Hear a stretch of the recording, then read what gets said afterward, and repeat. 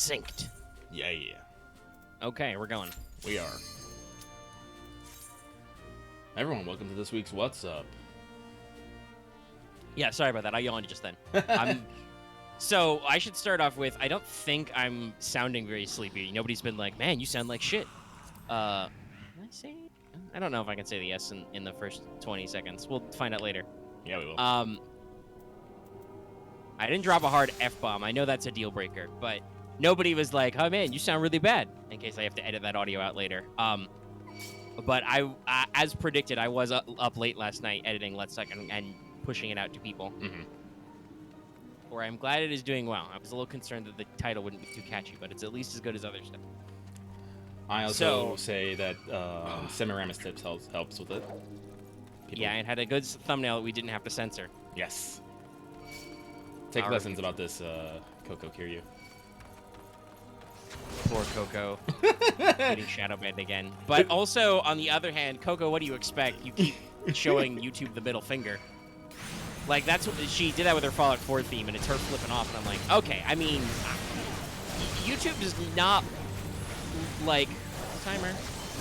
They're about 120 in RAW. I don't think any of the editing will change. That should be less than like 30 seconds. We say fuck a lot. Yeah, we do.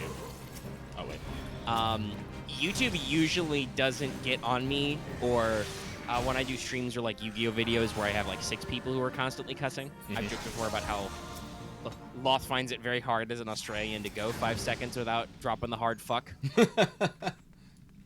But so long as it's actually out of like the immediate intro and outro, for the most part, YouTube is usually like either doesn't catch it or with a review is like, it's fine. Thank you. But the thumbnail and the first couple seconds and the video title are the real strike zones. Mm-hmm. But okay, we're here. We're doing What's Up.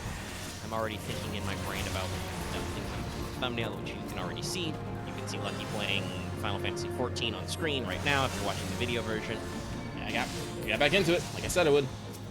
Let me adjust my headphones for a sec. Been wearing headphones. Luckily, the AC came too long ago, so it's not super hot and sweaty. That's the other reason why I'm probably not sounding or feeling great, is it's been really friggin' hot, and I'm the only one who's... Other than Loth, because he's actually in summer.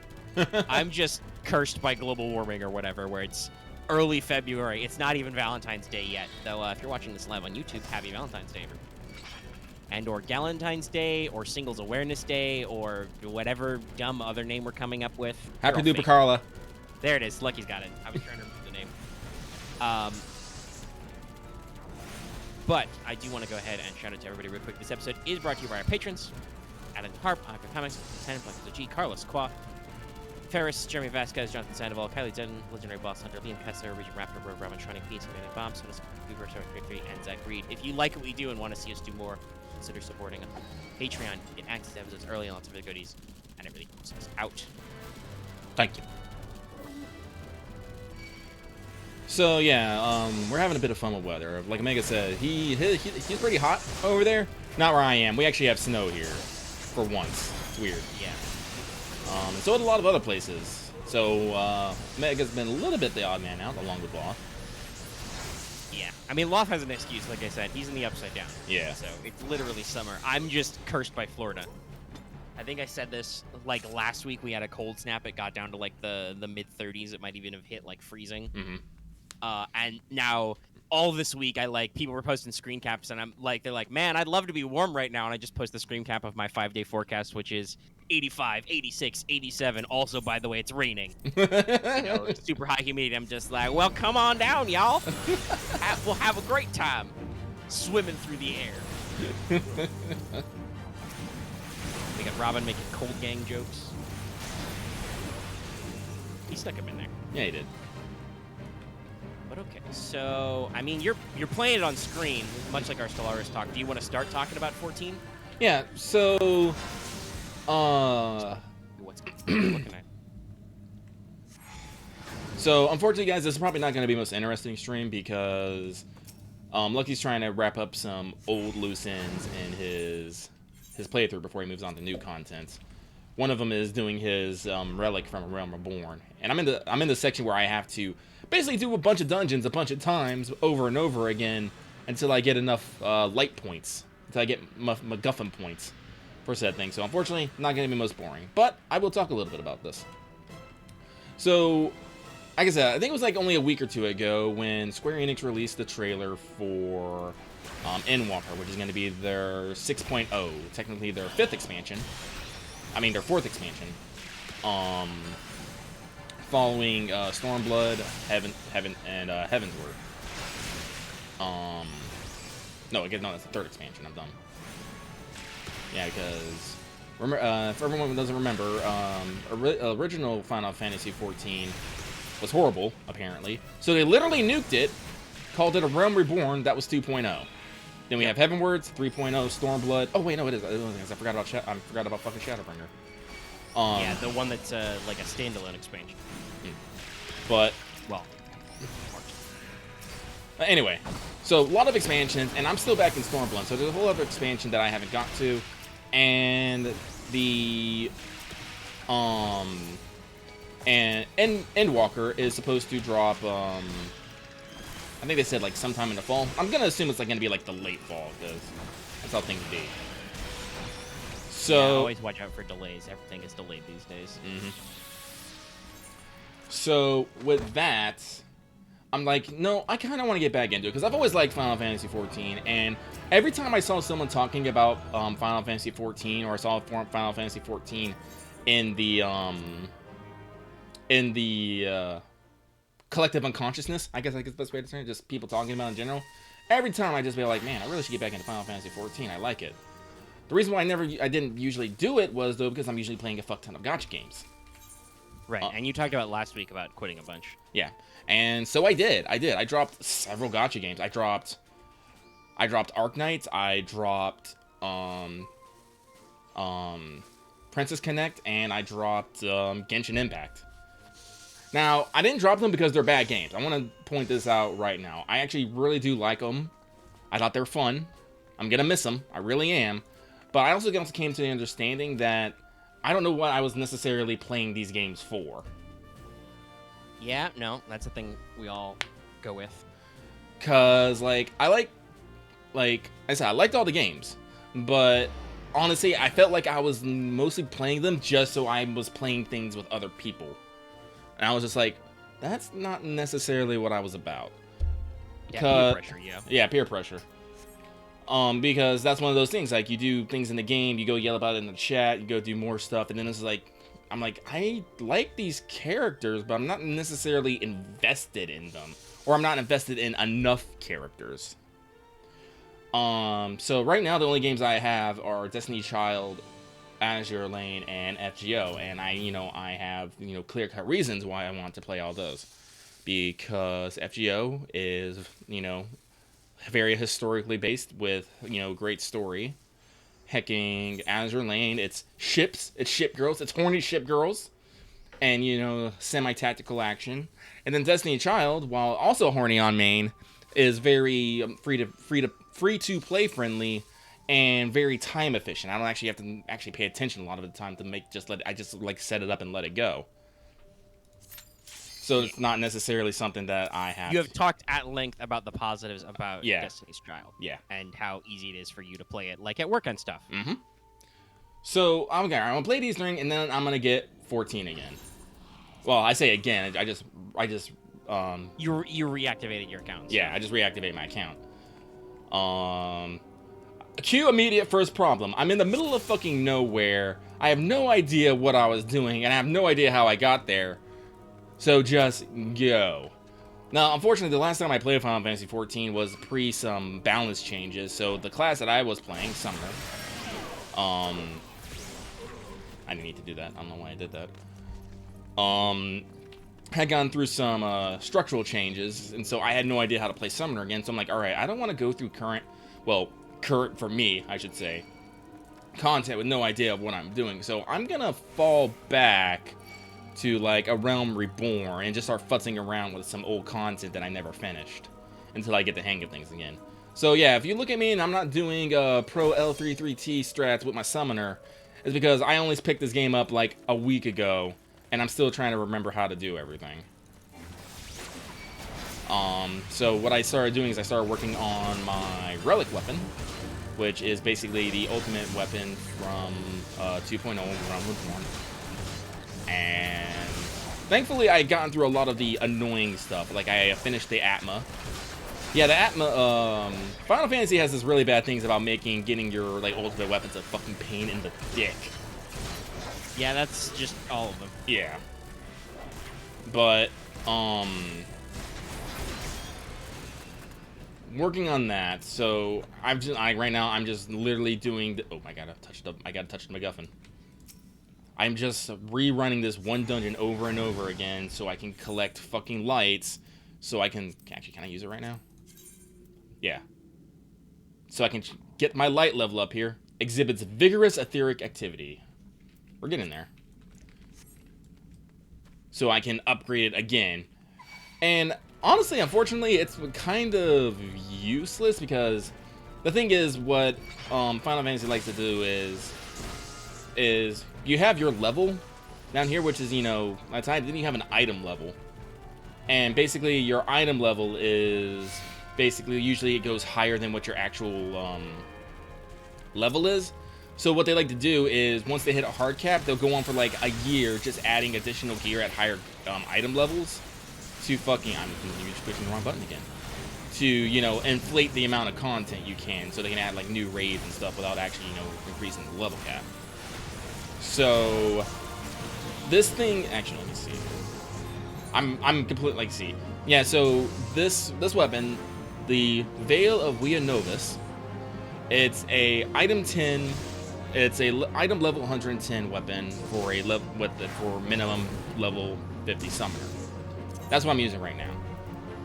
Now I have another one from Heaven's Word called the Hyperconductive Draconomicon, which is item level 230 for a minimum level 60 summoner. That's my relic weapon from Heaven's Word that I was working on. My actual current weapon right now, my actual current fucking smack myself there as I try to remember. Weapon that I'm using is this Yuki Leather Grimoire, high quality, which is item level 265 for a minimum level 62 character. This guy just keeps trying to smack me. It's not working. I'm too powerful for you. I'm trying to tell people stuff. Get out of here. So yeah, this weapon I'm using, I will not actually ever use in combat, but I am kind of a completionist about things. I'm like, no, I want it. I want to get it all nice and cool. So I am working on it, and as I said, it's good practice for me to get back into the swing of things and remember dungeons, dungeon mechanics, all that stuff. Because how to push button. Yeah. Keep remembering, I don't need to fight these dudes right here. I just need to run, and they can all follow me, and then I'll beat them up as a mob. Push button. Push button. Pretty much. Return to monkey. Return to monkey. Right back. Yeah, so you kicked off a little bit of a thing, I think, in the community. Yeah. As usual, because like you talked about gacha games peer pressure, that's a thing I've totally like experienced too. Like we've been talking about like gacha game like saturation and its very strong faddishness. Like I truly think that gacha games are very fad-like, probably because they're free to play to start. But, like, I've felt that before. Like, I've wondered, oh, man, Lucky and some people seem to be having fun with Destiny Child. Would I be able to get into it? And I'm just like, I don't. Honestly, like, I think it sounds interesting, but I don't have the extra free time, even if it plays itself, to, like, actually appreciate the parts that are cool. Yeah, no, like... And I already am on my phone doing everything anyway. Like, if I was actually, like, going out to the house to do my work more, as opposed to, as I'm right now, technically doing work, futzing around in MS Paint for the thumbnail, which the people at home can already see. But, you know, maybe that would be better to have it, like, autoplay in my pocket or whatever. But, yeah. Another one was it called Iron Sky Stories? The mecha one? No, that was Iron Saga. Iron Saga, yeah. Everybody was into that for, like, a whole month.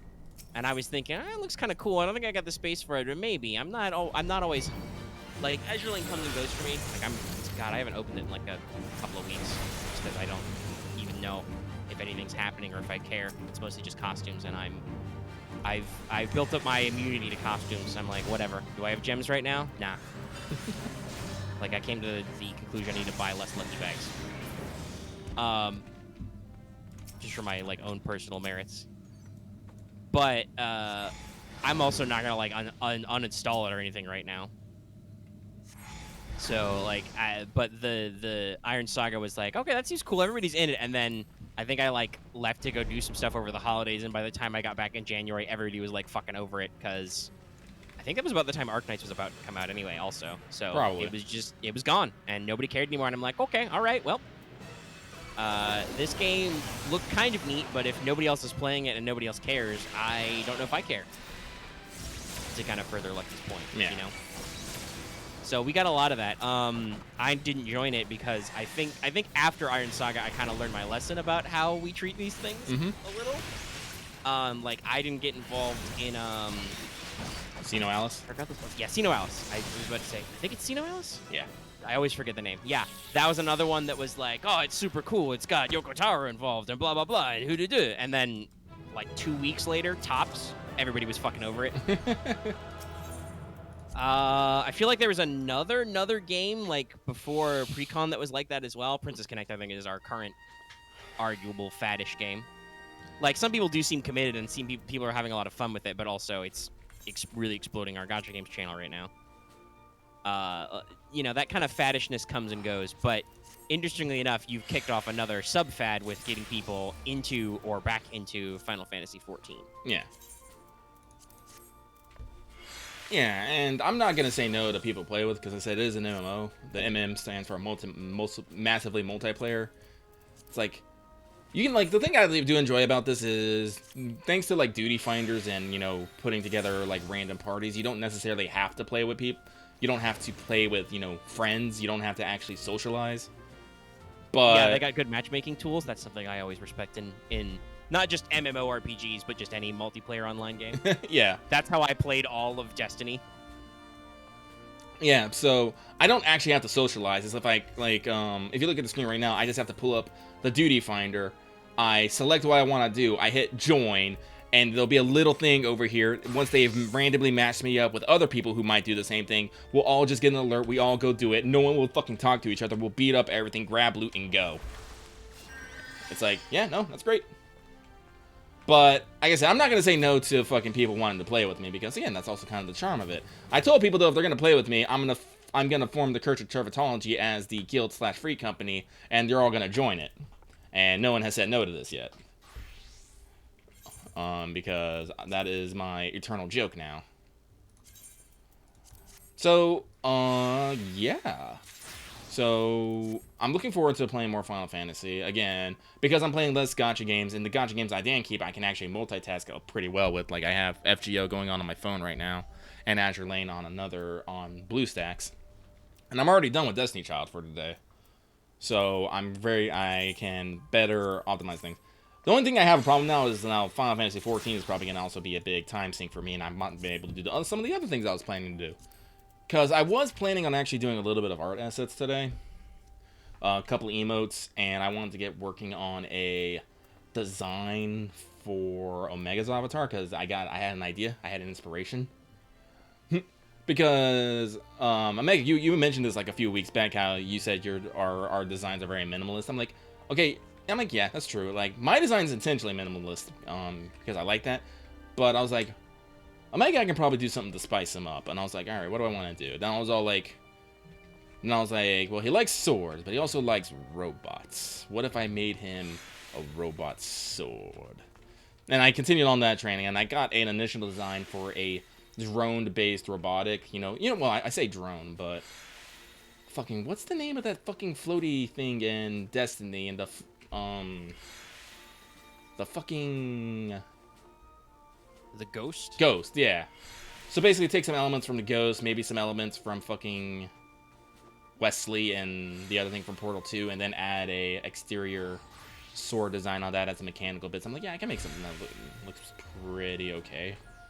Maybe won't be like the fanciest, but I was gonna work on that today, and I'm just like, no, Final Fantasy, Magrandon. And again, like I mentioned this, I think it was like 2 days ago. Yeah, it was 2 days ago, Thursday, because like I said, we got a winter storm warning over here in Washington. And guess what? It happened. I am snowed in. And by snowed in, I mean there's snow outside, so I'm not going anywhere. Yeah, I mean, that's how it goes. Snow sucks for mobility. So I said if I got snowed in on Friday, I was going to actually plant my ass and do our assets. I did not get snowed in Friday. It was light. That night though is when it came down with a fucking vengeance, and I'm just like, well, yeah. Lucky is currently wearing 2 layers of socks, multiple shirts. His heater is up to what, 70 right now? Oh, it's 71. Solid temperature. By the way, I want to apologize to everybody. I've already closed all my assets. If you want my cut of that, I think that's the new class Sage from the expansion, but that Vieira thinking, you're going to have to reverse engineer the thumbnail. Turn it into an emote. 'Cause I did all the hard work to like make sure it was transparent and transpose it over Lucky. Yeah, I am thinking when I get Shadowbring, because I might go Vieira, or I just might make my fucking Aura girl extra small. Because this also amazes me. You've been joking about that too, because was that this run? Because you already talked about buying the reappearance potion. Was that this time that you re-upped that you did that already? Yeah, because I bought Heavenwards because Final Fantasy has a sale going on right now. You can get things like expansions like 50% off and stuff. And so I used this chance to pick up the I need to grab these guys. To pick up the collector's the digital upgrade for Heavenwards, which came with a free Fantasia potion. Because I used to be like the tallest level Rogadin woman. And so I was huge. And I was like, all right, let's go for something a bit smaller. So I went with an Aura, but I still maxed the height slider because I thought, you know, maybe they'd be a little tall. No, I didn't actually realize how fucking small they actually were. And I was like, wait, I should have gone the opposite direction. I should have been the smallest fucking little dragon girl I could. Because it's also hilarious with the dimorphism between Aura males, which are tall, lanky boys. So, yeah, like, but that was the other thing. I was thinking, like, maybe when I got Shadowbring, maybe I'll go to Vieira and be a bunny girl. But people say that it's not the bestest because even though they are tall, beautiful women, we don't have...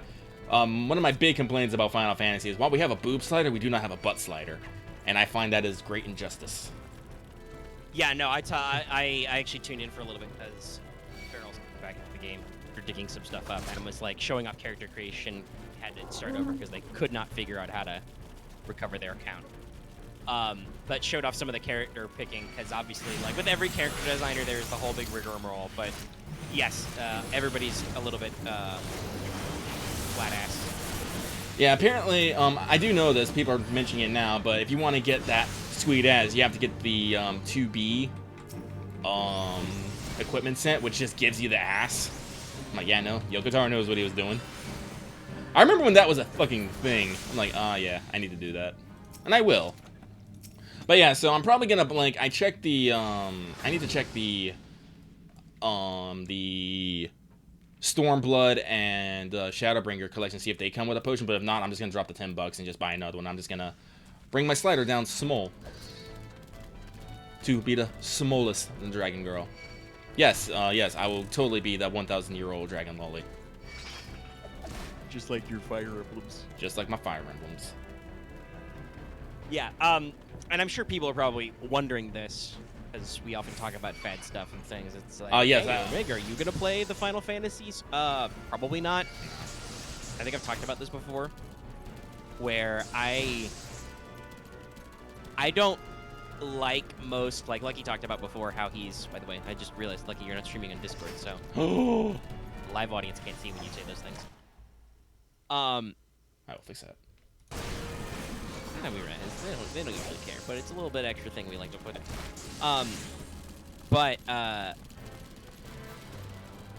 The usual way, Lucky was talking about this earlier, right, with like he's doing a lot of just rando grind stuff. And that's usually what kills stuff for me. Like I've played like through the intro areas of a couple of stories of the Old Republic, right? And I still just dropped off because it's like, I don't. The story stuff is good, but it's very easy for me to be like, okay, I'm going to move into something way more intellectually engaging and skip the grind stuff, and I just lose track. And for a sub-based game like 14, that's just not great. Like, I don't know, in the future, I'm juggling like 50 million games. I can't even try and, like, do, like, as an experiment.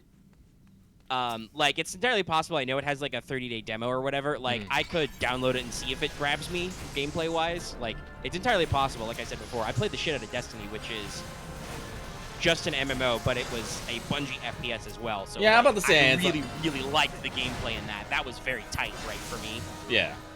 I don't know if it will be interesting. Like, all the like, I've seen some of the cutscenes. All of the aesthetics are really cool. It looks like they're doing, like, really cool Final Fantasy stuff. But the actual, like, gameplay text still seems very MMO style to me. So, like, I might try it to see. Not right now, though. Like I said, I got, like, 50 million things to do. And I keep buying more things. I'm really bad. They did a sale for, like, 30 or 50% off of the Henry Stickmin collection. And I'm like, fuck, I want that. They had like a big discount, like $3 for former 40K Dawn of War Game of the Year edition for like $3. I'm like, ah, shit, I haven't owned Dawn of War in a few years. Like, I'm bad, guys. I'm bad about Steam sales. Steam sends me emails about my wish list, and I'm like, is this game like? Now, like, usually if it's like 20% off or 30% off, I'm like, no, fuck you, that's not a real discount. Damn it, like. Maybe if I'm super flush with cash, I'll be like, oh, that's a great deal. But usually I'm like, 20% is cute, but for full-price PC games, that's still a decent chunk of change. And I'm like, I don't need that right now. I'm not that good with console games. Hey, guys, guess what's coming tomorrow for me? Super Mario 3D World plus Bowser's Fury. I realized it came out and bought it that Friday. And 2-day shipping kicked in. So I've added yet another game for me to play. If that. I don't know. I've been doing a lot of FGO stuff. Maybe if I clear the points ladder, I'll have some free time. I do need to put more time into Age of Flame, especially because I just watched a lot of stuff about Legend of Zelda. I'll get through all my backlog of things. I'll get there. You'll get there. But yeah, so like I am not averse to trying 14, but if people are wondering, no, I will not be jumping right in the bandwagon right away because I generally do not go well with these. Like I said, I played a couple of the like starter planets for the storylines of the Old Republic, right? Which is a BioWare-made Star Wars game, which is like right in my wheelhouse, and I still was just like, I don't like committing the time to doing this all the time. It was all right, but also it was just like even if it was just obviously it was because I was low level, but the gameplay was just like, I guess I just jump with my lightsaber and hit a guy and shoot some lightning at him. You know, when I played Darkside, or I'm a smuggler, I hit the button to shoot guys. They're all dead. Yay. Let me go to funny conversation. Haha. Now, I do think that at least having watched you play 14 a couple of times, it looks like that combat system can be slightly more involved because, boy, howdy, you have a lot of buttons on screen. Yeah, I do. But at the same time, that could also just as easily for me go too far the other way because, like, if I have to, like, memorize 5 million buttons right away, I'm going to be like, nah, I'll attack this. We'll see. We'll see what happens. But like I said, it's not my usual style. Let's see. It's about 30 minutes about the fantasy.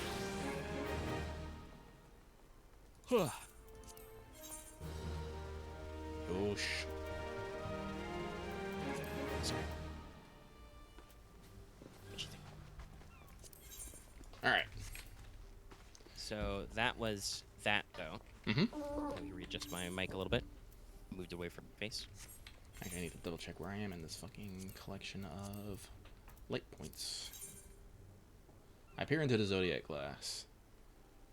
The relic is vigorous etheric activity. Let's see, that means I am at the 1400 to 1599. I have to reach 2000, so that's maybe 10 more runs of this fucking dungeon. That's like another 50 minutes. Here we go. Well, hopefully you'll get it done in the What's Up time. I hope so. Or not. I don't know. We'll see. We'll see what happens. Mm-hmm. But okay, so Lucky's talked about his stuff with the Final Fantasy. I guess I can talk about other things I'm playing. Yeah, how far are you in 13 Sentinels? Yeah, okay, so 13 Sentinels, I've made sure to block out a couple of my days off to play it. I've got about 20 hours logged, and yes, I do have to, I literally do still have to block out time. I have to be like, am I doing anything else today? Okay, I can play 13 Sentinels a lot today. Because it's, like I said, it's a real time investment. You really gotta, like, sit down and work on it. And while I have, because I've actually been playing some destruction segments as well now, I've mixed those in because you had to. Yep. I reached the point where I literally had to start unlocking people's stories. Either because I needed to literally clear waves, or they needed mystery files unlocked, that's, I think, the only real way to get mystery points is to do destruction. Yeah, you get some when you clear chapters, but the best way is to just do destruction. Yeah, it's the easiest way is to do destruction. You'll get like 1 to 3 per easily. So I like hit a point where I'm like, okay, I was trying to do this up. Now that did mean that I was able to very easily spend shitloads of meta chips right away the first time I got in a fight. So other than my own hubris, the fights haven't been too difficult. I have occasionally told guys, oh yeah, you could just saunter out into a wave full of kaiju. It'll be fine. It'll be great. It was not great. Nobody, like, I haven't lost yet or anything, but there have been some times where I'm like, okay, well, I probably should have planned this better with everybody's recharge time, because you are now alone in a sea of kaiju, but you're fine. Everything's fine. It's great.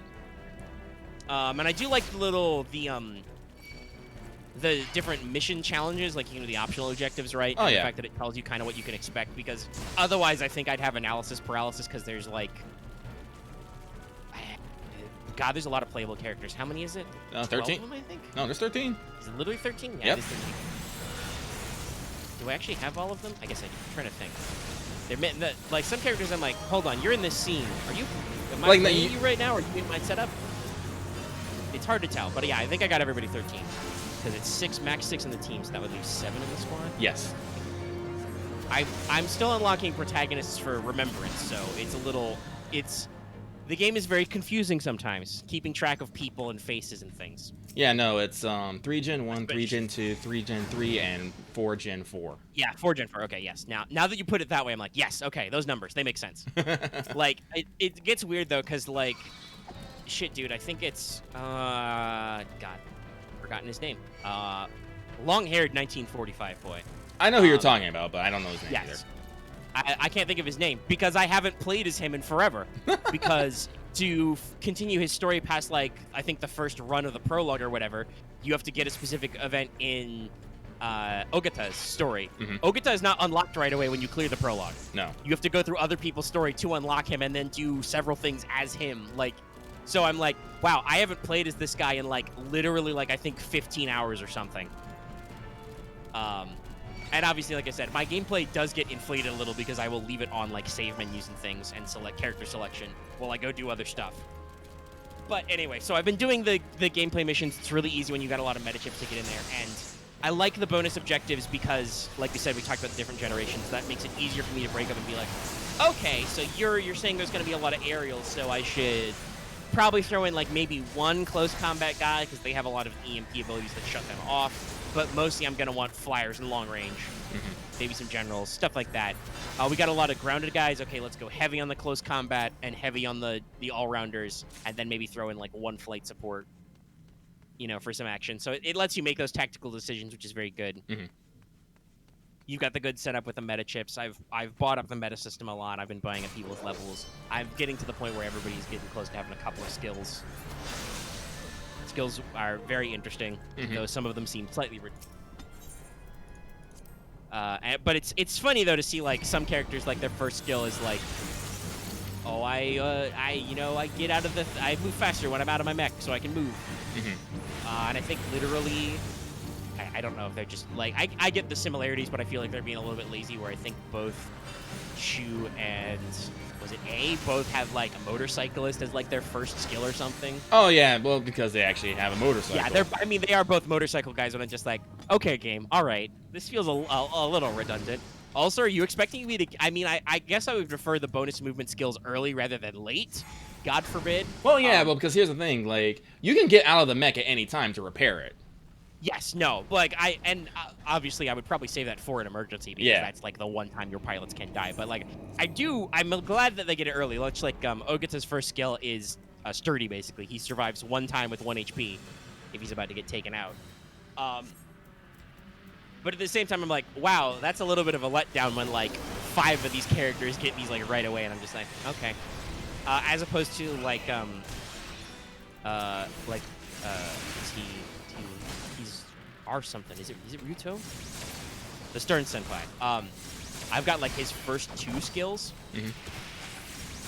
Hold on. Oh. Skill capture looks like it's freaking out decently slightly. Is it? Pause it a sec. Oh.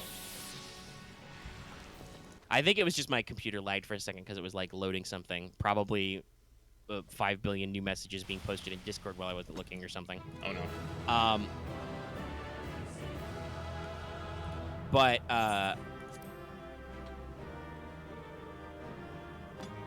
where the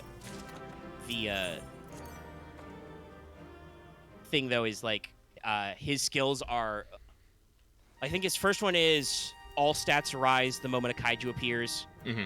And then his second one is like, the more kaiju are on screen, the higher all stats rise. So I'm just like, so you're just the guy I use in maps where like waves and waves of enemies are coming, you know, kind of a thing. And Yeah, like, no, he's the leader. I like the little character builds. There's a lot of the relations. I think Bandage Girl, whose name I don't remember at all because she's basically a non-character at this point in the Remember It story, which is weird. Because I have several of the playable characters who are at like 50% or just under, and I'm like, man, it's really weird that Shinonome or Shiome? Whatever. I think it's Shinonome. Girl. People know her. Shinonome. I'm like, wow, she has showed up for like I think a combined like 10 minutes between all the other characters. But like it kind of follows because like I think both of her skills are fuck off other people. I'm better alone. The farther I aim away and the less people on the strike team, the better it is. And I do hope, though, that some of those solo characters, maybe at higher levels, build up other relationships, because I feel like characters who are just need to be away from everybody else gets a little frustrating. Oh, yeah. Like, you feel less encouraged to use them, unless you're doing, like, weird challenges. Oh, no, there's But definitely... no, so the core gameplay's pretty good. I like playing all the different abilities, right? Unlocking new stuff, sorting them out. You can really see the different styles, and while you told me this last week, I think it was, where like a lot of the generations get a lot of similar abilities, but in different orders. Yeah. Even so, it still plays to different things. Like obviously, like everybody who can take a sentry gun, the sentry gun's really rad. So I have a lot of sentry guns, but like different characters have picked up like the guardian decoy at different levels, and other stuff. Like I got one character who's got the. It's actually Megami. She gets the shield repair very early. Like, I don't have access to anybody else who can even learn shield repair. Yeah, oh, by the way, like, Megami is one of those ones who... I'm talking about skills. She gets one that's like, I'm better alone, but she also has skills that play off of other characters. Yeah, I've already seen that. I think her first skill is with, Yeah. Not a real name, that's weird. Because they're friends, they're besties from the future. Future besties. But yeah. So, like, yeah, they do actually get to interplay. That's good. That gives you different strengths at different times based on what you're doing. But, yeah, again, since you're not through it, really don't want to hit on story, but... is the story making you go, a little bit? Oh, yeah, no, I was going to talk about that. Like, obviously, I'm not full in stuff, but I'm starting to notice some interesting trends with some certain things and what events are first in the event list and when they take place and what's going on, and kind of be like, like, we're starting to unpack some things with Shikishima Robotics and how it turns out, like, not even that far away that, I think this is even said in some of the early wave clears, so I don't even know if it's like a spoiler at all, but like, hey, all the kaiju are actually Shikishima robots. This is one of those things where it's like, I see, we're building both sides of the conflict. And I'm like, and it's a very early one in Muria-san where he goes to the Karabare house and he's like, thoughts, flashbacks, feelings, and I'm just like, fucking Megami segment with the magic gun and the cat, and I'm like, as it keeps going further and I see other characters doing other things, and it is also absolutely like you said about like everybody's story has like, and it's even reached a point where it's not even like sci-fi tropes, it's just every section is like new tropes, right? Like we talked about, Yuki is an actual sukeban. She's a female delinquent. But she's also playing the detective story. Yes, but she's also like an undercover cop, reluctantly. Mm-hmm. Natsumi is doing time travel stuff, but also she gets reverse time traveled in that she has a literal event called Exterminator, aka Terminator. Like there's a big Terminator reference, like literally in her plot, and several other characters' flashbacks. Yeah. Like Shu has different things going on with him, and then he gets the mysterious TV voice. Also, that though, like I think he's the next story I need to go back to because he's at my lowest percentage completion. So I need to go back to him because I unlocked it. But now, as I see, because I've seen, is it Miyuki Inaba? Anyway, she's Inaba, the White Rabbit. Yeah. On TV, the idol. But also that makes me go because of things in other characters' story that makes me go Yeah. Like I said, I love that. And then there's also just the fucking complex web of basically the rom-com parts of like everybody's fucking complex web of liking characters at different times. And sometimes it's the same character who likes another character, but they're a different person because everybody's got fucking amnesia. And it's just like, oh wow, this just keeps going round and fucking round. Like I talked about like Muria-san, where I'm like, gee, in 1945, it sure seems like you're crushing on Tamao-chan, who Juro says is his granny. Like that was another connection. I was like, wait a fucking second. Like the first time I played Muria's story and I met Tamao, I was like, hold on, wait. What did Juro say his grandma's name was? Yeah, no. Like, I love that it has these little moments because it's a non-linear story, basically. Yeah. For you to be like, hold on a second. Well, but then it's like, but also you've got all this stuff with Natchan. It's like, wow, everything's just spiraling eternal down. And also, I mean, God, is it? Like, I don't want to ruin it for people who haven't seen it, but like, I will say this. There are a lot of characters who look like other characters and characters who are different versions of the same characters. That's just a thing. Like, literally, if you check your mystery files, I have several characters with just the same name and then, like, 4 different dates. So you go through a lot of iterations of characters. Well, it's funny you say that, but the one thing that I've noticed the most is, like, this is a very big anime trope. It actually reminds me of, even though that's a much more comedic series, like, I'm reminded a lot of just how Hohag, Haruhi Suzumiya went on tropes. Ah, yeah. Like, that was a very tropey light novel and anime series. This is kind of in that same vein, but also much more serious for a lot of parts. But, like, the fact that whatever the heck is going on with all the Ioris, a.k.a. Chihiros, where I'm just like, because there's so many gosh darned versions of her, and, like, through everybody's different memories at different stages, and I'm just like, I'm sure it'll all make sense eventually.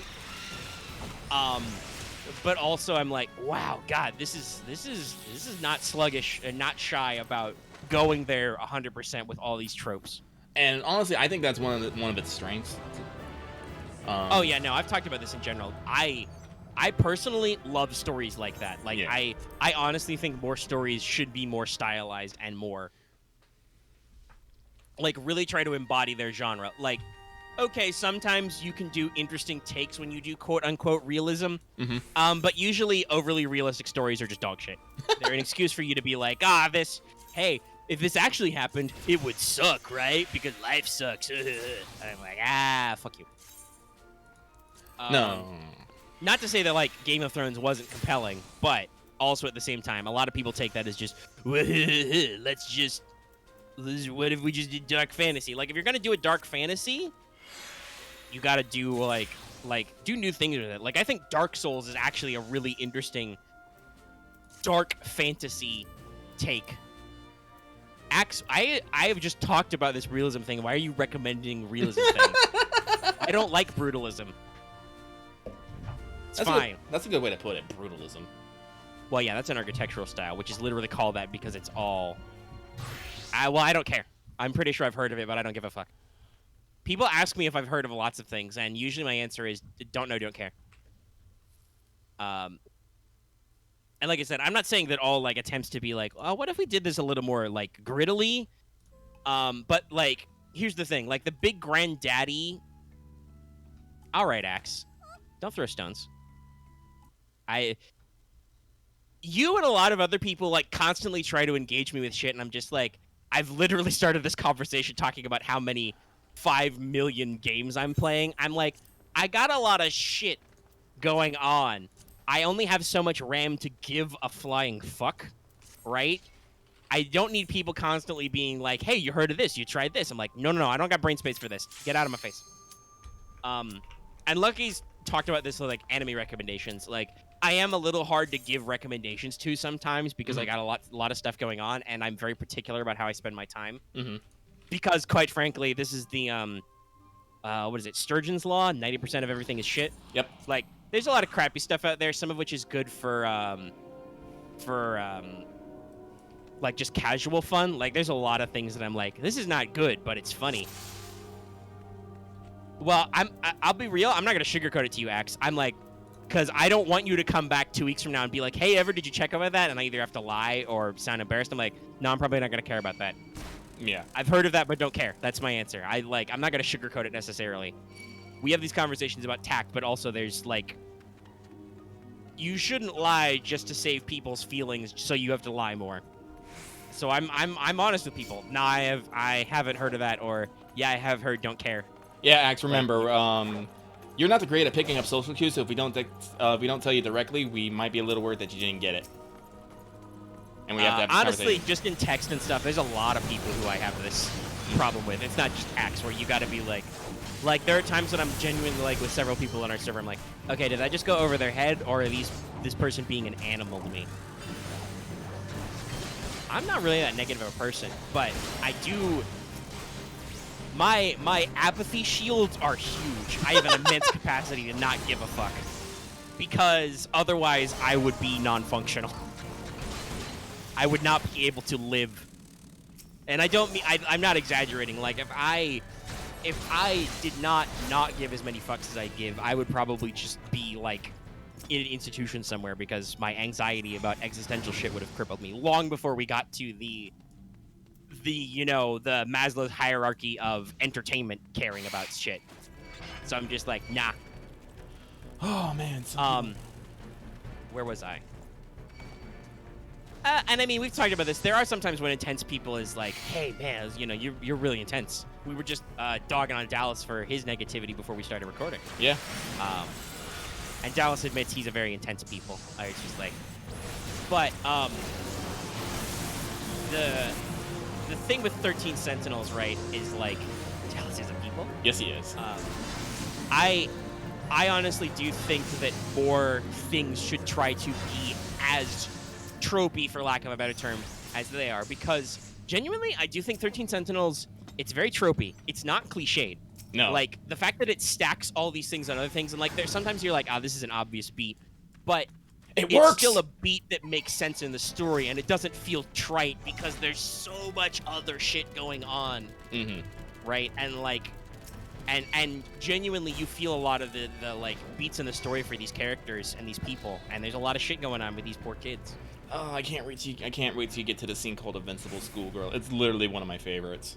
Yeah, a lot of these scenes are really good. My only like slight complaint is that, I mean, I started to feel better, but at first with like doing some of the story segments with like the checkpoints and stuff, it felt a little bit like, yes, they do give you keywords you can go back to sometimes, but also sometimes they don't. So it's a little bit like, okay, like when I first played Juro as like my very first story, I was like, okay, I forgot to do it right away. Do I literally have to listen to the girls tell me that Shu is at the thing every time if I want to do that different route instead of going to the cafeteria? And the answer is kinda. Like, sometimes they're random. Well, I think they're random. I don't know. Maybe they're just scripted to go first. They're scripted. Like, everything's usually on a certain time frame, but... Though, yeah, some things do fork, obviously. Yeah. Like, you'll see multiple characters at once, but usually you're right where it's like because I wasn't sure about the forking map, I was like, there were several times where I was like, can I talk to Fuyusaka again? Okay, I guess not. She just goes about her day. That was only a one-time thing. Like, the way the storyboarding is mapped is sometimes a little unclear. Yeah, like there's a point later, long hair 1945, Yakisaku Pan guy. There's a part where I got genuinely lost for a while because, I'll tell this to you because you might, it might confuse you a little bit later. But basically, it doesn't tell you what to do. But you hear this rumor that a cat, whenever you see this cat, there's usually loose change about it, and you have to go to its area and then click the thought bubble loose change, but you don't get any sort of prompt to do it. So I'm like, so yeah, that took me actually a little while to figure out because I'm like, what do I fucking do? I'm wandering around all the maps trying to figure out something to interact with. Yeah, I had a similar problem with, I think it was it was an Iori story later, where you're trying to attract the cat, right? Yeah. Where, like, if you get too close to the cat freaks out and run away. What you have to do is you have to wait until you acknowledge the cat and then backtrack back to your friend with the cat treats prompt because she's still physically holding the cat treats. Yeah. Even though you've got the keyword. Yeah, I remember like, that. Okay, it's a little confusing sometimes. It's a little confusing. But it's still fun and interesting. And I think, like I said, somebody talked about the realism thing. That's more of an architectural style. Like, but OSP is a really good talk about like grimdarkness and realism. Mm-hmm. Quote unquote realistic stories can be interesting. Like, you can do interesting things if, like, what if we dropped conceits of this genre and approached it in a new and unique way? But also a lot of people skip realism and think realism is grimdarkness, which is dumb because the OG grimdark is Warhammer 40k, which is a nonsensical nonsense setting, so people can smash first pewter and then plastic spacemen together. And make pew pew noises. Yeah, so that's another thing, Axe. You're talking about internal realism. Yeah, there's two qualities here of internal consistency and or verisimilitude. So I like to reference both of these. Internal consistency is just you have consistent like lore and tech between each other. The TV trope for this, I think, is like Minovsky particle, talking about how the physics of Gundam is usually very consistent and is like a trendsetter for a lot of other genres dealing with this kind of stuff. Well, yeah, let's not talk about the classic meme of things going over people's heads.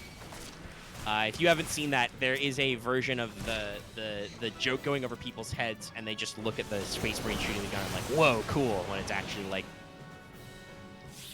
the ethos is like, war is bad though, probably. Probably. Anyway, so like that's the internal consistency thing, where that's a really good quality to have, where like you build consistent physics and world building. And I do think, for instance, 13 Sentinels is good at this. Like, yeah, there's a lot of buzzwords and everything, but for the most part, thing A is thing A, right? Like, everybody seems to be following the same time travel rules, for lack of a better term. And, you know, everybody's consistent with, like there are some characters who are talking out of their ass, but, like, I don't believe the Catman, who, by the way, that story with Megumi, not really talks shit, but, like, throws shade at magical girl tropes. Like, it acknowledges them with not being them, because that doesn't make any sense for 13 Sentinels, but at least acknowledges that aspect of 80s anime. But, like, you easily can figure out by following it where, like, I think even at one of the cliffhangers in her story where it's like, wait, shit, is this thing I'm doing related to the Sentinels? Like, it's actually related. It's just Catman is lying to you for no reason. Oh, no, we're not actually shit-talking you. We just called you, Mega just called you a people, and so now you're a people now. You're a hive mind. Yeah, I'm speaking a lot, and people are talking in chat, so sometimes my diction is not perfect. But, like I said, so there's that internal consistency, and the second thing I always look for is verisimilitude, which is similar but not the same. Verisimilitude, if you break that down to its etymology, is the quality of being truth-like, something that feels like the truth. It's not actually about it being, like, realistic or true to life, but it's about something that you look at that and go, yeah, no, that makes sense. That feels right for this world. That doesn't necessarily always rely on an internal consistency. Things can have verisimilitude without, like, really bogging down in an internal mythology or, like, alternate physics or whatever, but I usually try to write things with verisimilitude. Writing things later. But yeah, 13 Sentinels, very good, working on it, gonna power through. I've got a lot more remembrance stuff to do now.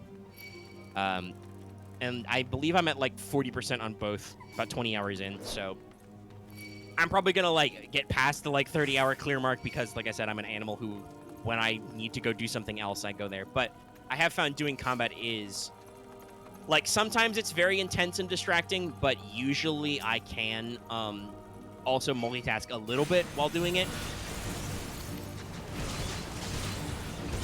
You know? So It's a little bit easier on me doing some of the combat stuff. That's why I think I like. Yeah, I think I unlocked some mystery files to like get some new stuff going in Remembrance, but I mostly just played all of the first area like right the way through. Other than taking a couple breaks when I was like, shit, I don't have any meta chips. Let's do some story. So I think all the gameplay, and I think you talked about this earlier, the gameplay between all the, well, really the two, but kind of the three segments flows together very well. Like you can bounce back and forth very easily and fluidly. And for the most part, I'm not like confused or lost about where any of the characters at. Do you want me to remember exactly what all the characters' names are? And literally everything that's happened to their events? No, fucking way. Not possible. There's 13 of these motherfuckers. But I can usually be like, especially because I do have those recaps on the protagonist selection screen, I can usually be like, okay, I remember in general, we're doing this thing, blah, blah, blah. You have this relationship with this character. Megami is Jiro's pretty freeloader, and she's crushing on him, but also she's got the cat thing, but nobody knows about the cat thing. Blah, blah, blah. And, you know, same with Jiro. Jiro Kurabe's got, like, his weird amnesia problem. He's trying to figure out who the fuck he is, but also he's got a crisis where there's a cute girl who lives at his house and makes him dinner every night, and he's an ungrateful anime protagonist about it. He got hormones! I mean, well, he also has, like, really trippy existential dreams, which are freaking him out, too. But yeah, that's, like, actually, I don't want to explain that part, because I don't think that's probably come up yet. Again, this is one of the things I'm like... I don't know the exact nature of the dreams, but it's either... they're either remembering alternate timelines, or they're remembering further up their history because they have amnesia, probably both. But it's not actually been clarified how the drugs work. Because that's come up several times that several people are taking different medications for different levels of weird memory dreams. But no, absolutely, like,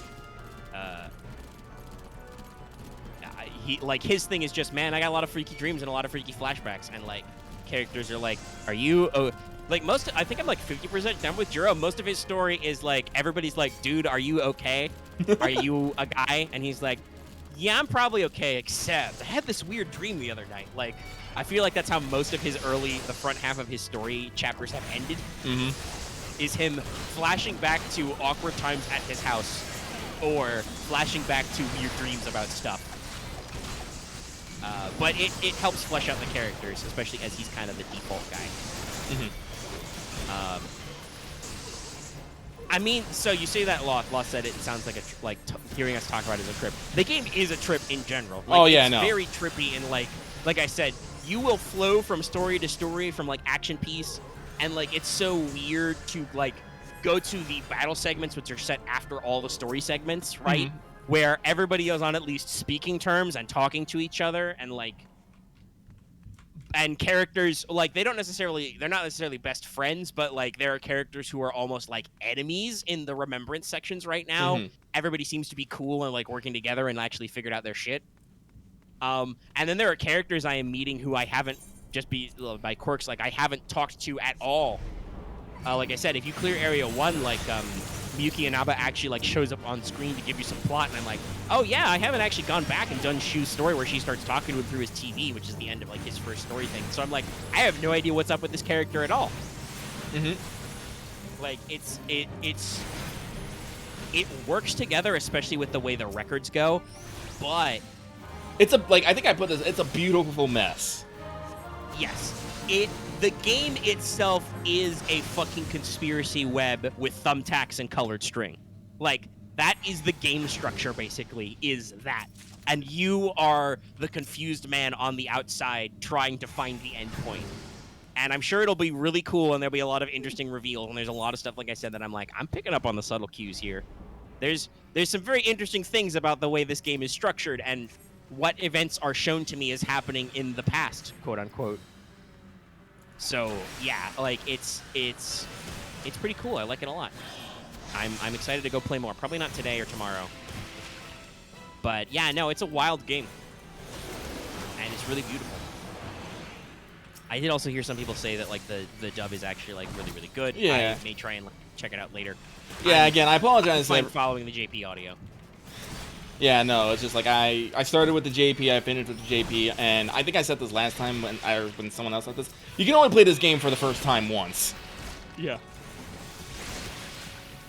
But if the dub is really good, if you are not 4 subs, that's okay as well. Yeah. Oh, excuse me. Okay, that took another like half hour. So yeah, I am the worksing on it. I will continue to go through. Probably at my current pace, I will, if not be done, be close to done by next week. I hope so. And who knows, I may actually go through and take some extra time to get done. I'll see what my schedule is like, what I'm doing, what's happening. Because, like I said, I probably won't have time. Though I might. I don't have to stay up for 5 million hours, because Lucky's shooting the video for this, thank God. That can just get uploaded right away and scheduled if we don't take forever to talk about it, which we probably won't. WhatsApp is very fluid. We don't feel like these have to be any particular length. But I might have some time, but I don't know. It depends, because I've been like very hot and stuff today. I'll have to get some food and see how I feel, because that's another thing where I'm like, I talked about this last night, where I did actually like do a couple of I finished off Area 1 last night before I went in to talk with you guys while you were playing 14 last night, Lucky. Yeah.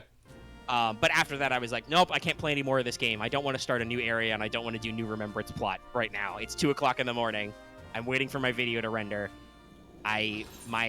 Me no have brain for this right now. But I might have the time tonight. We'll have to see again how it goes. Monday's probably going to be my good day for that. That's technically a holiday, too. I can take a day off, I think. So there's that. I don't think I get anything else further to talk about it. I mean, I don't want to make a big deal out of it, but I do, because I did talk about me writing and my writing style earlier. I did actually, because I talked about how this made me immediately think about writing and write some stuff down. Because I think we mentioned this before. I have a mecha hack for Genesis that I called Sky of Hope. It's a very specific setting. And Lucky is absolutely right. There are a lot of aesthetics to how 13 Sentinels is written that I'm like, oh yeah, no, this is very, very peak Sky of Hope aesthetics. Like, if these guys just incorporated some tropes about more aerial stuff, because it's very city-based, right? Yeah. Like, it's very static locationally, which works, obviously, because you've got a lot of the parallels where, like, people keep going back to the riverbed, the shrine, the Karabe house, etc., right? Mm-hmm. Like, it works for the game, whereas Sky of Hope is much more, like, literally up in the air and mobile, but, like, a lot of these aesthetics, I'm like, oh, yeah, no, I haven't really unpacked some of the crazy shit that exists in this setting, but I have notes in some of the backdrop of the RPG. Like, to give other people plot points. But it made me think about writing, and I did beam Lucky a link again to my document for the... Because this is actually started as a fiction. Yep. I don't know what I'd call it. Is it, like... I don't actually... Like, so... Sky of Hope as a story is one of those stories I've had in my head for years, and I know all the beats and all the characters back to front. Like, I know exactly how to write everybody and how to approach them and how to where the story is going. Known for years, I'm constantly running it over in my head. I don't actually know, like, how when I put text to page, how long that'll be. Like, I don't know if this is like a light novel length story and it's more like volumatic, or if it's like a full baby novel or whatever. But I've actually, like, I chipped away at some stuff. So I wanted to ask you really quick if you actually, because I beamed it straight to you. Yeah, I know. Unfortunately, I've only got a couple pages in. All right, that's okay. I just wanted to check. Yeah, no, that's all right. I still haven't cracked open Night Parade of 1,000 Demons. I haven't had time to sit down and read it either. So I'm not gonna throw any stones. I just wanted to ask you about it because I mentioned it. Yeah. No, I still got the link. It's one of those things where, like, sometimes I will, like, dump my fiction writings to, like, small groups, or I'll dump RPGs to stuff. But this is a thing that's still, I think, kind of, like, early in its story. Though, I don't know, you may think it's not that early. It's like, I'm like 80 pages in before mechas actually appear. But it's one of those things where I'm like, nah, this is still kind of like, this is still a little bit of my baby, and it's still in like a very early phase. I don't know if I want to just throw it out into the public right now. Yeah. If you want to know more about the general outlines, I'm not afraid of sharing the homebrew, because that is much more in a finished form. I have had multiple people read over this, and I feel like it covers the points for RPG setting stuff that is much more to the point.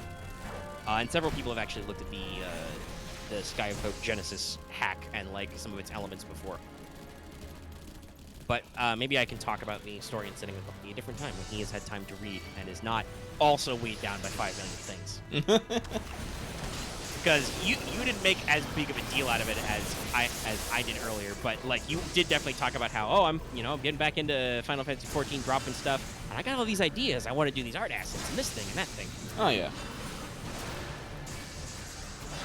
But everybody give us more money so we have more quote unquote free time. It's not 100% true. Technically, I have a decent amount of free time doing this, but I probably could make my work level more efficient if I had even more money. I do still need to look into getting my second monitor. It's not very important right now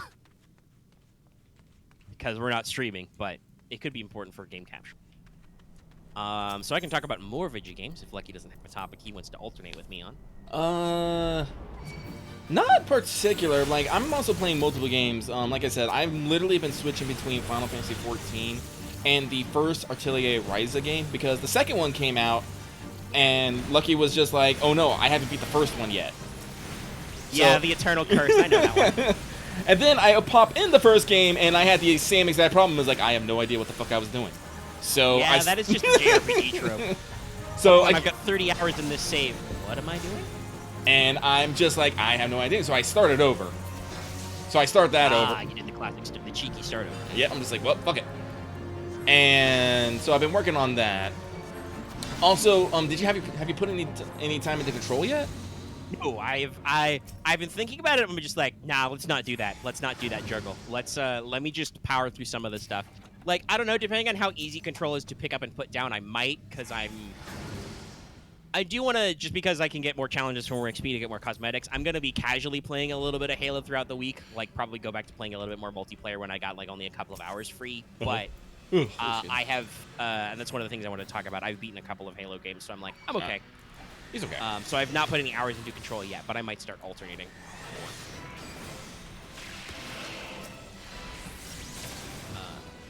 But do you have any further thoughts about Control? Not really, because I haven't really put that much extra into it myself. Okay, so we'll put a pin in Control and do that. Yes, I might try to do some co-op stuff because you can get more rewards that way, and it just seems fun. But I also don't want to go, like I said, whole hog on that.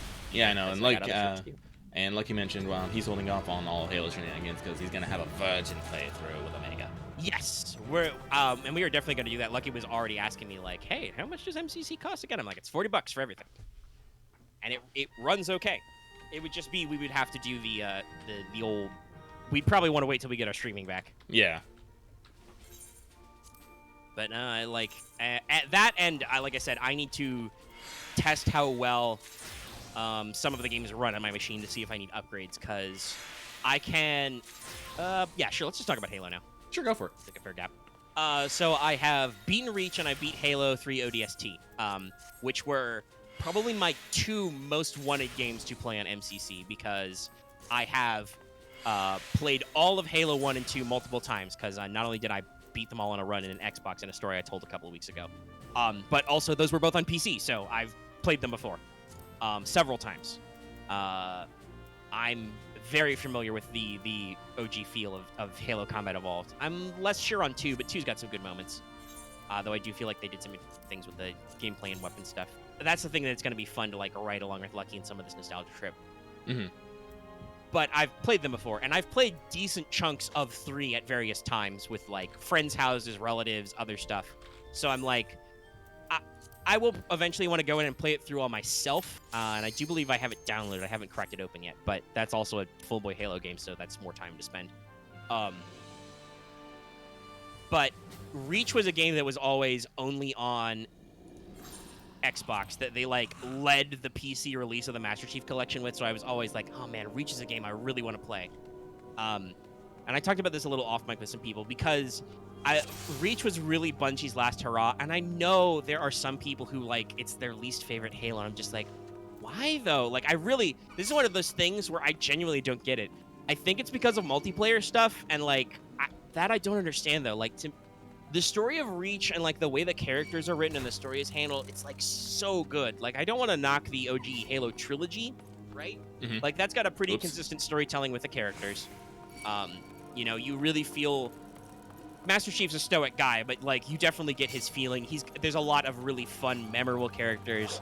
Like I can't wait for today Lucky to hang out with Sergeant Johnson for a few games. You know, stuff like that. We're gonna be sassy with Cortana because Cortana's sassy with us, of course. But it's also gonna be awkward because we're both running on Windows PCs. We're gonna have to make sure to make it so that real life Cortana doesn't respond. That's right. If we yell at her, because that's not a weird thing you did, Microsoft. That's not a weird design choice. Anyway, but like, because Reach is self-contained, and the best analogy I can do to Lucky, and this is not a spoiler because it's a prequel, and it is mentioned in the OG Halo that we are fleeing the Battle of Reach. Isn't it actually a tragedy?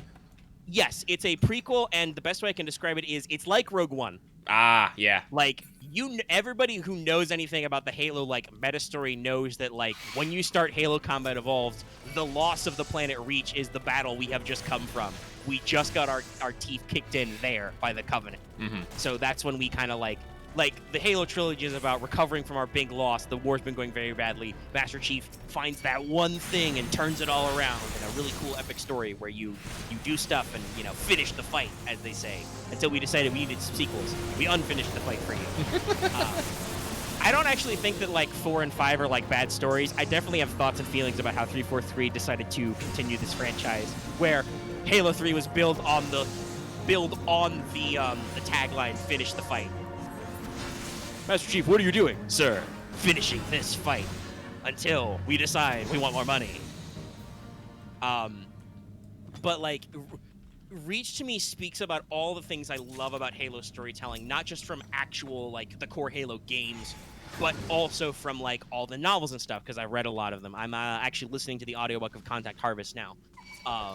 Like, there's a lot of this stuff that I really like, and I think Reach really speaks to that. And also, while I do think that Master Chief is in a great long line of stoic FPS protagonists, like, he's more talkative and has more personality than Doom Guy, but not by a lot. Like, and that is definitely something that, as we get into 4 and 5, that, like, 343's writers try to do better with, is, like, remembering that Master Chief is a character. He is a person. He is not just giant green shoots men's. Although he is very good at that. Which, to be fair, that's kind of what Spartans are supposed to be like, right? Yeah. But conversation. So, like, they do some stuff to improve that. But while Noble 6 doesn't have a lot of personality, Noble 6 is still your character, right? Yeah. Like, you can customize their armor, you can pick if you're male or female. I talked about this before, I went with female 6 because the female Spartans have great hips and butts in Reach. And there's a couple of prominent shot, like we talked about the Mass Effect ass shots. There's a couple of low framed camera shots, which I'm pretty sure are not necessarily to emphasize the fact that your butt looks good in power armor, but it works. That's what we like to call. That's what we like to call load bearing hips. Well, and like I said, when you're wearing like full body bulky power armor, even though it's higher detail than like the OG Halos, the waist hip ratio is one of the few ways other than vocalization you can actually like be like, oh, this is a female. But yeah, no, the Reach game like is just so good to me, and like I even love armor abilities. I do think like in multiplayer they're a little underutilized, but like I played ODST and I was like, fuck, dude, I miss my ability to sprint even if it's only for 5 seconds, because the sprint timer in Reach is very short, but they let you sprint at least. I honestly, the one thing I really wish they missed out on was giving because they did this in 4 was so in multiplayer elites, because you can play as both Spartans and elites, the big name alien enemies who are very popular. Elites cannot sprint, but they get access to the ability to evade, to dodge roll, basically. And I'm like, God, I really wish I could do that as a Spartan. There's a lot of times when I'd love to tuck and roll. That's something they did fix in 4, is you actually can get the ability to, like, rocket evade stuff. They get, like, I do think the power levels get a little outlandish in some of the later, like, but that might just be the fact that the cinematography is, like, catching up, right? Whoops, wrong button. But yeah, so no, I really, really love Reach, and that's a game I'm gonna be playing like over and over again probably. And I love the agency of like the game literally begins with a shot of your character's helmet on the ground, and then it smash cuts to you, several months earlier, putting on your helmet for the first time in the game narrative, and like I love it a lot. Yeah, I'm a little excited. I'm not gonna lie. No, because that's the thing we've talked about. Halo has a lot of rich story and characters in it, and it's most people are just like, woo, LAN parties. Yeah. Which Halo is the best balance. I've played 5 million hours of Halo 3 Online. I'm like, okay, yes, it's a Bungie shooter. I've talked about this, right? The gameplay loop, very tight, very fun. But also, guys, there's a lot of writing here, and I love it. It's a really interesting mil-spec thing. And actually, I'll probably ask Lucky this question again when we're on gameplay, just to do it. But it's like, I think it'll be interesting with your experience to actually go through some of these games and think about them. Like, Lucky, did you know any Master Chief Petty Officers? Yeah. That's a very high rank. Okay. Yeah. No, my immediate supervisor was a Master Chief. Yeah, so like Halo's a very interesting, and especially in the Bungie era games, a very strongly military sci-fi series. The Spartans, like Master Chief, are nav spec war, so they're Navy specialists. But you hang out with a lot of Marines. Hoorah. Hoorah. Lots of other stuff going on. Yeah, no, that's a LAN party. These motherfuckers are suspended from the ceiling to get an extra monitor and keyboard hit. But yeah, so like there's a lot of interesting stuff going on there. So I played Reach. I love Reach so much. I'm so glad I got a chance to finally play it, and then it runs really good. Well, not really good. There's a little bit of lag, but it runs clean on my machine. And like I said, I think it's just because my RAM's probably fucked, and I probably should have spent the extra $50 or whatever they wanted for more RAM. But I wasn't thinking about that at the time. So I will improve my thing to make it flow a little better. I do just think I've got some programs that are like, how much RAM you got? Give me all of it. Your RAM, give it to me. I'm like, okay, I really don't want it. I don't want you to use literally all my memory, but okay, I guess this is just how computers work. It is for the most part. But yeah, so Reach was a lot of fun, and then I played ODST. ODST was super short.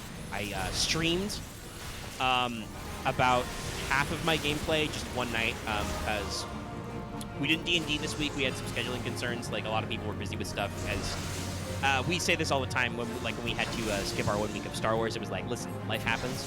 Shit happens. Sometimes you just gotta be there. So I was just like, I'm not doing anything on Tuesday night. Let me see how, if I can, my machine will let me stream to Discord. It did. And I don't think there was a lot of problems with it. I know some people had some chop, but I think it was that on their end because they were also doing other stuff on it. But like, so I played it for like 4 hours and then decided to call it a stop. And then I beat it the other day. ODST is really interesting because you're not a super soldier, so like you jump slower, your melee does less damage, I think. You don't have shields. You do have a stamina system where you can, basically like every other modern shooter, you can take a couple of hits before it really counts. And then it starts to eat into your actual health bar. But I also have some thoughts where like I feel like Bungie for ODST like went out of their way to like make it so you had to fight lots and lots of enemies who are very powerful, right? To make you feel like you're weaker. Like, because ODSTs are probably the coolest motherfuckers who are in the background of Halo. These are orbital drop shock troopers, right? These are space marines who get in drop pods and shoot onto the surface to fight dudes. They're pretty badass. Yeah, hell jumpers. Their motto is feet first into hell. I love them. ODSTs are really rad. So it's cool that ODST actually lets you play as them. And that's actually a pretty common thing when you can do armor customization, is that you can put ODST helmets on your Spartans because they look cool that way. They are not, 7-foot-tall cyborg super soldiers in power armor, so they're not quite as badass as Spartans. But I feel like the game really like making me feel the like, dude, you're alone in a city occupied by the enemy, and they're all around you, and you're not a super cool dude anymore who doesn't afraid of anything. How will you do? And I'm like, nah, I'm still a super cool dude who doesn't afraid of anything. Game, you really don't need to make me feel like I'm being, I'm on my wit's end, running out of bullets, because yes, I am always running out of bullets. It's Halo, and you don't even make me feel like I'm desperate by constantly sending hunters after me, Bungie. Like, seriously, hunters are one of the heavy-duty enemy types. They're like these big dudes who are covered in armor like almost everywhere except their neck and back. So they're like straight up immune to damage for the most part. They have powerful beam or explosive cannons. They have literal physical shields to block themselves, which they will also completely crush your ass with. Oof. So they're big, strong, scary. They're basically mini boss type enemies, right? Mm-hmm. Hunters and ODST, it's not funny. I think I legit think in the 8 hours I like put into ODST, I fought more hunters than I have in Reach all the way through, and also played the like thirst. Like I went back after I did the first 3 maps. I went back and played them anyway, the first 3 missions, after I customized myself out. Like so many freaking hunters, and it's just really annoying because they don't really give you a lot of weapons to deal with hunters, and I'm just like, okay guys, relax a little. For like, nah, you're just a human. You're just gonna survive with your grit and your toughness. But I died a lot in ODST. I ate shit over and over again versus hunters or versus brutes or whatever, and it's just like, ooh. So like, I think it's cool. The soundtrack for ODST is fucking brilliant. So much like smooth jazz and stuff. Like you can find effects like 10 hours all over the YouTubes, right? Mm-hmm. Like, it's a really atmospheric soundtrack, but at the same time, I have some complaints about the game. Of course. But it had Buck in it, the best ODST, played by Nathan Fillion, and also face captured by Nathan Fillion. So that's cool. I like Buck. He has a cameo in Reach, and he comes back as a major character in 5. They turned him into a Spartan. Oh, wow.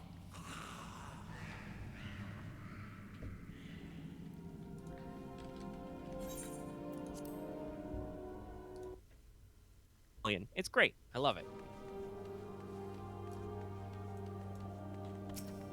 Alan Tudyk is one of them, and name, but yeah, they for like to get some Firefly guys in there. How we doing, Discord? I feel like it might have glitched out a second there. Everybody okay? It did. You cut off for a second. All right. It wasn't much of anything. I was talking about just about how there's a lot of Firefly actors in Halo 3 ODST, but the audio version captured all of that, and I've reiterated the short version for the video. Yeah, sometimes Discord just freaks out a little bit for everybody.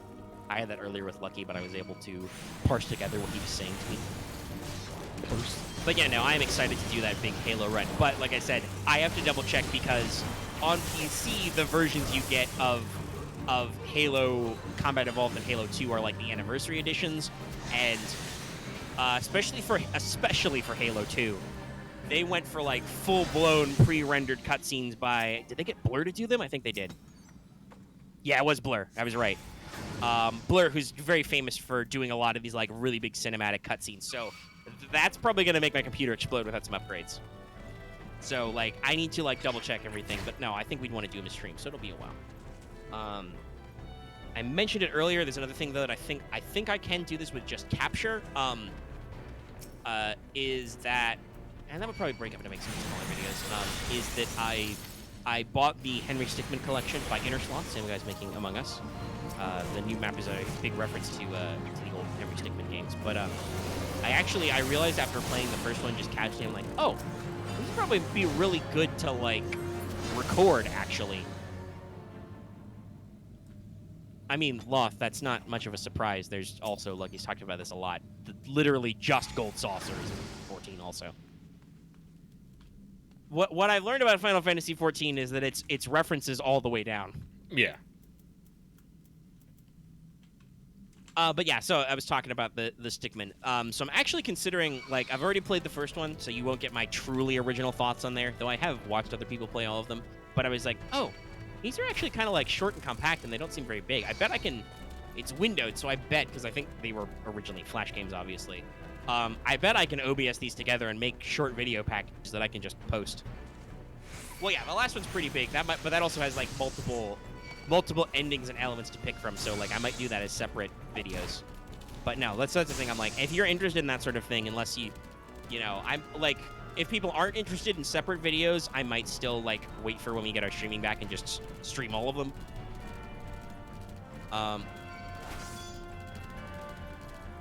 Yeah, I have to, like, check everything on this machine before I get, like, I think I mentioned this before about getting upgrades. I need to like make sure I know what the inside of my computer looks like before I get in there if I can. I still have all my old manuals, but I don't know if they tell me. Just so I know what the fuck I'm looking at. I understand a lot of basic concepts of computing, but I've never actually gotten in the guts of a computer before, so I'm like, okay, I'm gonna need some guides to figure out what I'm looking at. It's on my PS5 manuals. It's somewhere around here. I think that's my monitor. Why is my old Pokewalker? Not that I need that. I should probably throw that out. I don't need those. My old Pokewalker instruction fucking huge. Oh,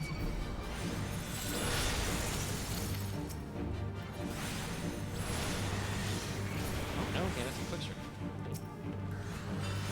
Sorry, I just literally opened my drawer and did it. Nah, I'll be alright. It'll be fine. I'll figure it all out. And I'm not gonna, because of my constant budget consciousness. You may not think that because I usually buy lots of small things. I mentioned yesterday on Let's Talk, and I'll reiterate because it's on schedule that Lucky started talking about Pocky, and I was literally like, hey, but I can order some Pocky on Amazon, and I did, and it's gonna arrive tomorrow on Valentine's Day, so I definitely have candy no matter what. Kinda. But I was like I do lots of little impulse purchases since we actually do make a noticeable amount of profit out of this business. I'm like, yeah, I can spend $5 on a Steam game or $5 on Pocky randomly, right? Like, that's not a big deal. But for like anything that it involves, you know, multiple digits, I'm like, okay, do I need this right now? Sometimes I do get bamboozled where I'm like, oh fuck, I've super anticipated the Switch re-release of Super Mario 3D World plus the bonus thing. So I'm like, is that out? Fuck yeah, I'll buy it. I'll lock that in before it goes out of stock. Switch. But a lot of times I'm just like, do I really need to buy this right this second? But so I'm not gonna go like ham and like buy my most expensive model of GPU, but I'll get something decent. And I think I talked about this last time I talked about buying new parts. I was like, I'm pretty sure that if I can find anything on like Amazon or another parts seller online, it's probably decently modern, because it was like super out of date. It just wouldn't be sold anymore, right? Like they just stop. So I'll be all right. I'll figure it out. Like, I gotta debate stuff. I haven't pulled the trigger on buying more FGO wafers, but they're in my wish list. I'm waiting. I'm watching. I'm waiting. Okay, so that was Halo, and that was me about other stuff. And also, to be real, to talk about talking about like snap decisions on like video games and stuff. Sometimes I definitely have to like pace myself right and like not go in, because I'm like, I'll watch somebody play a game for like 30 minutes or whatever, and be like, oh man, that looks cool. That looks like it scratches an itch. And then I'm like, I'll put it on my wish list and think about it later. And then later you come back and you're like, oh yeah, I mean, that game's kind of cool, but I don't think I'm actually going to like invest time and money into it. So it's all right. I don't have to. So, you know, sometimes you got to sit on stuff. Sometimes you sit on stuff too long, but, you know, whatever. You can still find your game.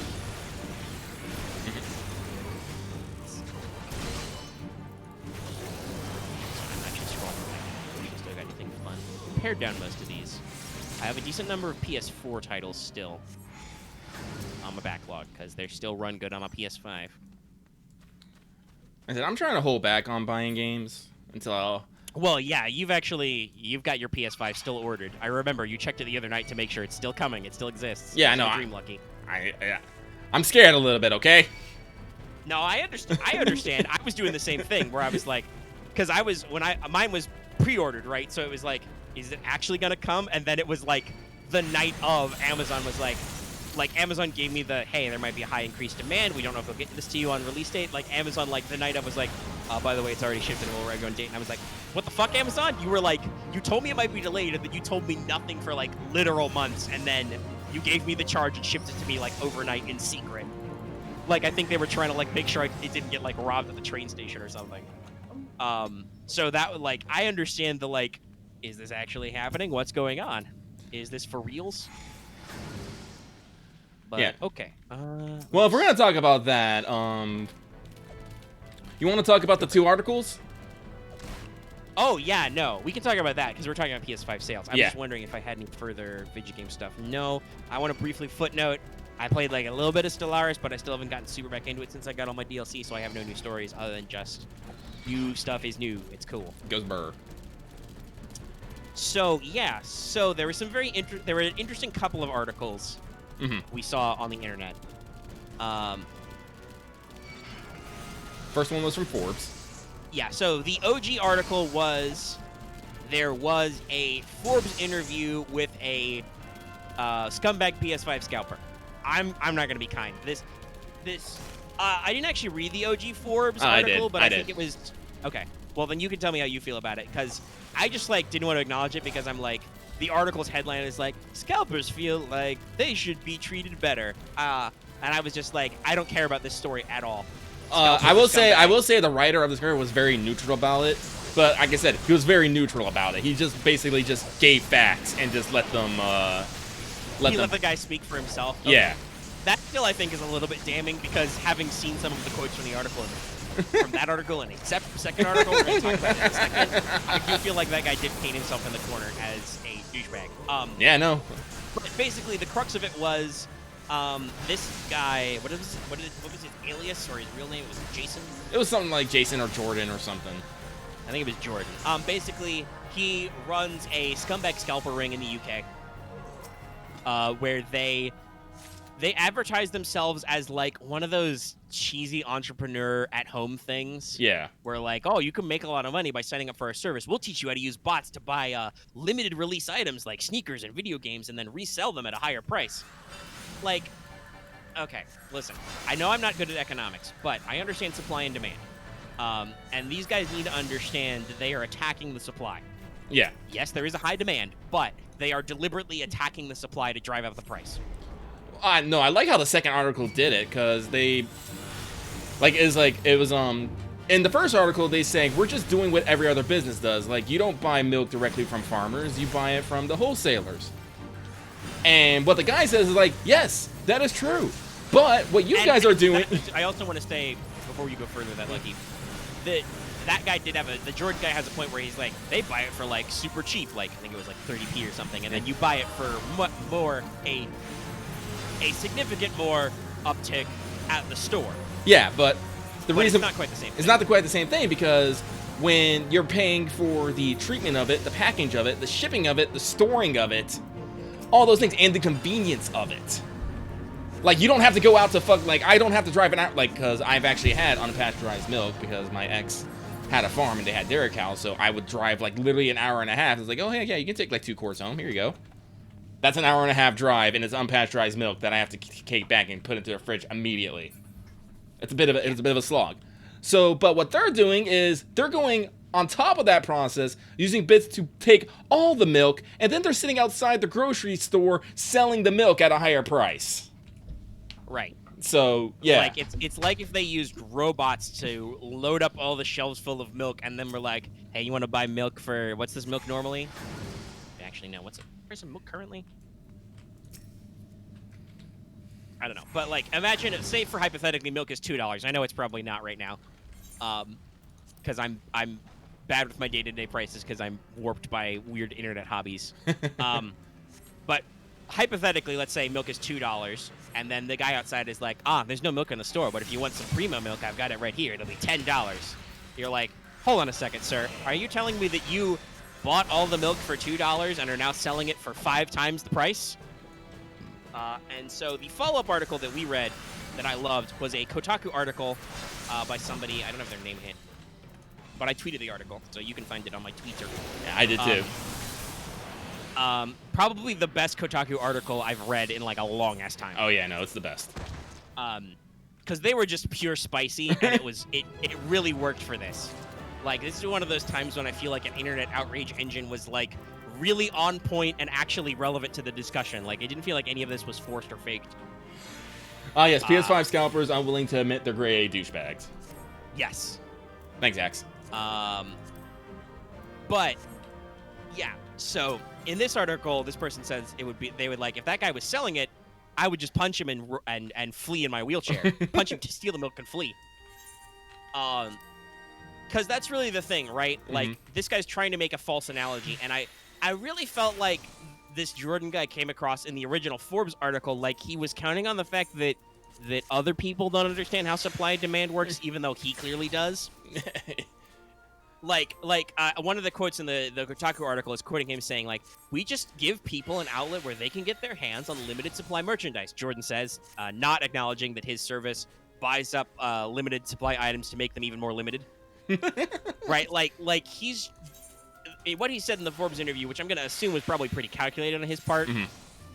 Like, I wouldn't be surprised if he, like, approached outlets to get this interview done. Yeah. But it's like, it's so, like, out of touch feeling. Oh, yeah. Like, so people say that a lot. This is an out of touch thing or a bold-faced lie thing where I'm like... A lack of self-awareness. Okay. Yeah, lack of self-awareness is a big deal. Like, you're trying to tell me that you think because clearly you understand how supply and demand works because I don't understand how it works. You're trying to lie to me and pretend I don't know how it works to make it sound like you guys are actually the good guys when you're not. Like, okay, sure. Like, you can do some interesting things with, like, oh, we're going to secure some extra PS5s for me and my friends, you know? Like, sure, you can do some things, or, like, if you were, like, actually, like, preserving them from a store that's, like, running them through really fast and making sure that they actually get, like, to people who want them. But at the same time, no, when you're selling them for, like, oh, yeah, no. They even say it in this article preview. The estimated profit per PS5 was about $350 US. Okay, let me read out loud the I should pull out some of the quotes. I love this anyway. But oh, yeah. Let me read some stuff. Actually, this is a short article. We could just do a dramatic reading right now, Lucky. Do you want to do dramatic reading? I can do it. Well, who do you want to read it, though? I mean, I could do it. You could do it. I don't know. What do people think? I love these quotes, though. Like, I live and breathe them.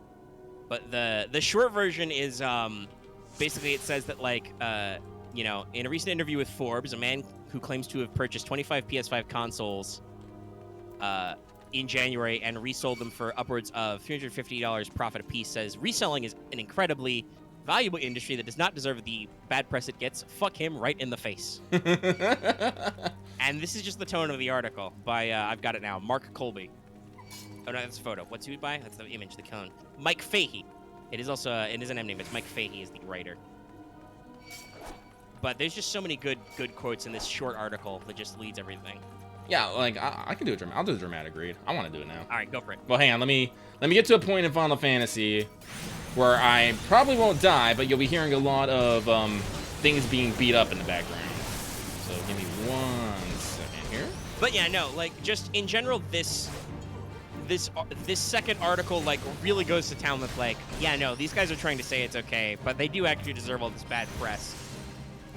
Like, there's no real justification for this other than pure scumbag profit. And, like, okay, I mean, actually, like, if we want to get semi-political here, I'm one of those people who's kind of indifferent on the whole spectrum of capitalism v communism. Like, oh yeah, I honestly, systems are made by humans, right? So they're all inherently flawed. Like, there's not been a really good, successful communist structure that's worked because people have fucked it up. Yeah, but I also understand that, like, late-stage capitalism is also really douchey, right? Yeah. Like I said, on paper, all these systems are perfect and reasonable and good. It's when you add a human element to them where they get fucked up. Right. Like, but I don't think that concepts in either capitalism or communism are inherently Satan is basically what I want to get at. Yeah. And I've already talked about, I'm not, like, really cool at economics, but I do understand the basics of supply and demand. Yes. And it's pretty simple. When there's a low supply and a high demand, the price goes up. This makes sense, right? Yes. This is why Sony can make me pay $600 or whatever. What's the actual price for a disc PS5? Right? No, it's only like $450. Is it $450?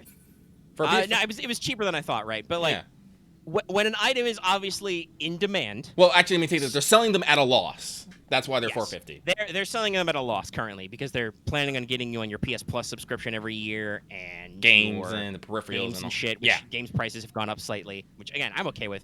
That's one of those things where, like, for like 2 whole fucking generations, if not 3, the video game MSRP price point didn't move. I'm okay with some of them moving $270, right? Yeah. Like, that's not that bad.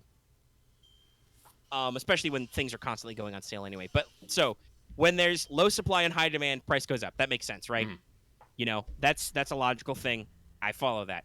when you've got high demand but high supply, the price usually evens out. Like, people want to pay for it, but also it's everywhere, so that's a highly competitive market. Like, ideally, everywhere wants there to be a big supply and a big demand, because that means that you're moving a lot of product, but you have a lot of competition. Yes. And competition really is what keeps this whole thing healthy. If people can get stagnant, even if they're not scumbags, if people can get stagnant, they can get lazy, and that can affect the customer. Like, we've had some other conversations, to slight tangent, about like Steam and Epic Game Store recently, right? Mm-hmm. Yeah.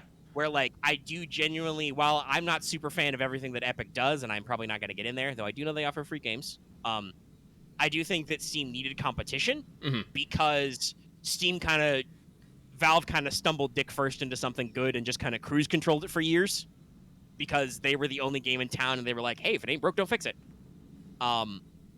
So that's kind of neat, but also there are, like, scummy ways to do competition. Yeah. I know a lot of people are kind of like, people are not necessarily happy. All of Kingdom Hearts has been announced on Epic Game Store, coming to PC exclusively through them. But they're charging full price for everything. Yep. Which a lot of people, especially for, like, is it 1 point? I think it's 1.8. The second half of the complete collection, they're like, okay, that's a little much.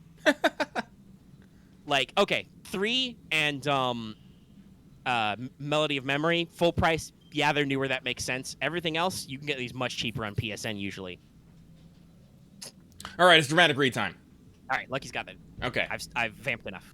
Well, no, you vamped too long. I just couldn't find a point to stop you. All right, fair enough.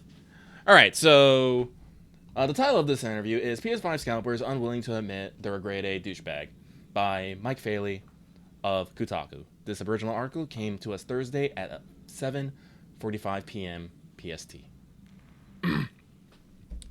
In a recent interview with Forbes, a man who claims to have purchased 25 PlayStation 5 consoles in January and resold them of upwards of a $350 profit a piece says reselling is an incredible valuable industry that does not deserve the bad press it gets. Fuck him right in the face. The scalper interviewed by Forbes, who goes by the name Jordan, is the founder of The Lab, a UK-based cook group that teaches paying members how to use bots to secure high-value items like hard-to-find video game consoles or limited-run designer sneakers. Scrolling through the group's Twitter feed, you'll find an ongoing parade of success stories, pictures of receipts, transaction records, and actual product, all purchased using inhumanly speedy automated bots. Like the old saying goes, sell a person an overpriced fish they'll eat for a day, teach them to buy fish with bots and sell them for profit, and you're a real piece of shit. Love this article. Jordan feels that the negative press and angry comments he and his group has been getting since they started posting taunting pictures of stacks of consoles the general public never had the chance of purchasing is unjustified. In the Forbes article titled PlayStation 5 Scalpers Aren't Happy with Their Public Image, Jordan attempts to get a justifiably angry internet to sympathize with them. There seems to be a lot of bad press on this incredibly valuable industry, and I do not feel it is justified. We are all acting as a middleman for limited quality items, says Jordan, whose group generates money by actively helping make limited quantity hard to find items even more limited and hard to find. According to Jordan, purchasing 25 PlayStation 5 consoles that retail for as much as £450, around $621, and reselling them for about £700, approximately $967, which he did, is exactly how every other business works. Technically, that is correct. Businesses do purchase things for one price and then sell them for a higher price. Essentially, every business resells their products, says Jordan. Tesco, for example, buys milk from farmers at 26p or so per liter and sells it on upwards of 70p per liter. No one ever seems to complain to the extent as they are currently doing it towards ourselves. True, but that's not exactly what Jordan and crew are doing. What they are doing is using very fast robots to zip into Tesco, purchase all the available milk, and then sitting outside selling their ill-gotten gallons, liters, at a much higher price to slower, less efficient humans. If I went to the shop and they were out of milk, and then I came across a man outside the shop reselling the milk that I could not get at a premium price, I would punch that man in the nose and take some milk and then speed away in my wheelchair. I would not, however, make death threats. Jordan says that he's received several death threats from angry gamers and has reported them to the authorities. Don't threaten death, folks. It's not a good look. If you're going to kill a man, kill him. That last line was left in purpose for my editor to remove. Wait, she's gonna let it remain? Oh no. Jordan and Regan, his business partner, both feel ultimately they are helping people earn some extra cash. Regan says his group came about during the first UK COVID-19 lockdown, invoking the worldwide pandemic that's taken the life of more than 2 million worldwide as a means of making their little club seem a little more relatable and less slimy. Regan also claims that he personally, and the Scalper group as a whole, regularly donate to charity, including giving up their monthly membership fees to a local food bank. When pressed, Regan did not provide details of which food bank was the beneficiary of this windfall, so make of that what you will, or just call it bullshit. Whatever.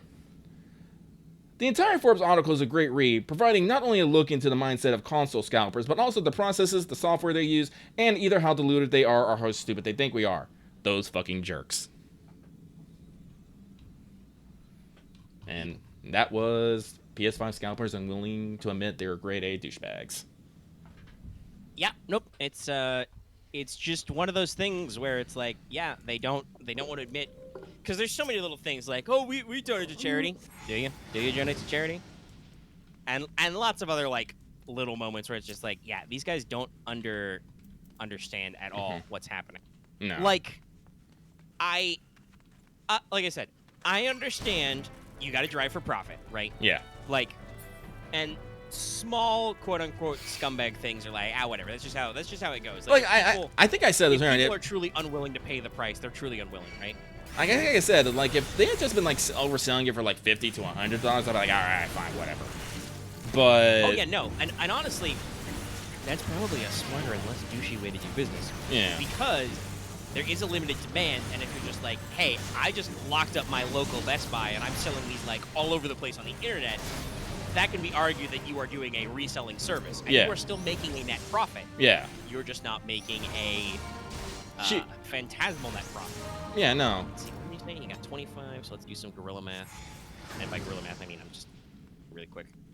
25 times 50. Oh. Yeah, so he made nearly $9,000 if he resold all of those at that profit scale. Which is not a whole hell of a lot, but for just like one score, I mean, that's like that's almost like 4 months of a paycheck that's 4 months of paychecks for me. Yeah, no, like that's a good chunk of money. That's not like crazy rich guy money. But it is definitely like, that's a pretty good score for one single haul, right? Right. Like, and if they can repeat doing this over and over again, which they try to do, and I know some retailers are trying to combat it, but it is hard because the great technological arms race exists for everything. Yes, it does. But that's still like, that's a decent chunk of change. You could still make a amount of profit, because let's do that math again. Let's say, like you said, they were. We'll give them the benefit of the doubt. We'll say that they were doing it just. Well, yeah, if it was just 100, then that's pretty easy. That's 2,500 profit. Yeah. That's not a huge get, obviously, but it's still a decent amount of profit. Yeah. Which, again, is actually profit. You're still working in your various... you're paying at least your cover cost for the item you're buying. You're probably not eating up a huge lot in labor because you're having bots do most of the work. Yep. To purchase them. So, like, yeah, no, like, you can still make a decent amount of profit, and if you did that more, people would be less angry. But it's the fact that a lot of people have this unfortunate and semi-self-destructive need to be like, no, we must maximize profit right the fuck now. That they create these problems where they are, in fact, huge douchebags.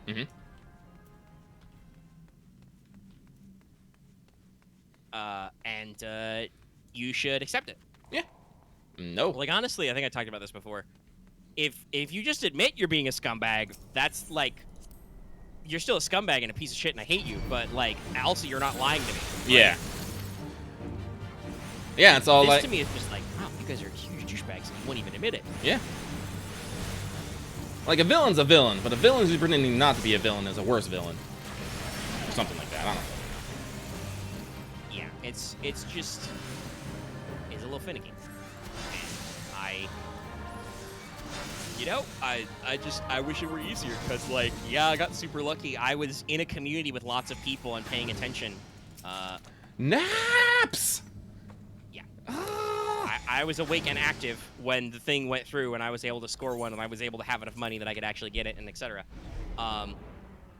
But, you know, there's not a lot of... There are people who aren't doing that thing.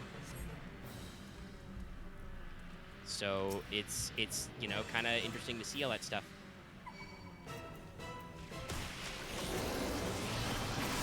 You know, I do wish people, because the PS5 is really cool, and like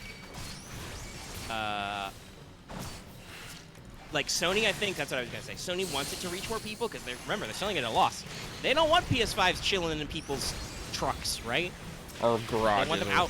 Yeah. Yeah, or their garages or whatever. They want them out in the world generating revenue. Especially because they would boy sure howdy love to sell you more of them. They just can't right now because we're in a semiconductor shortage right this second. Yes. So, yeah, there's a lot of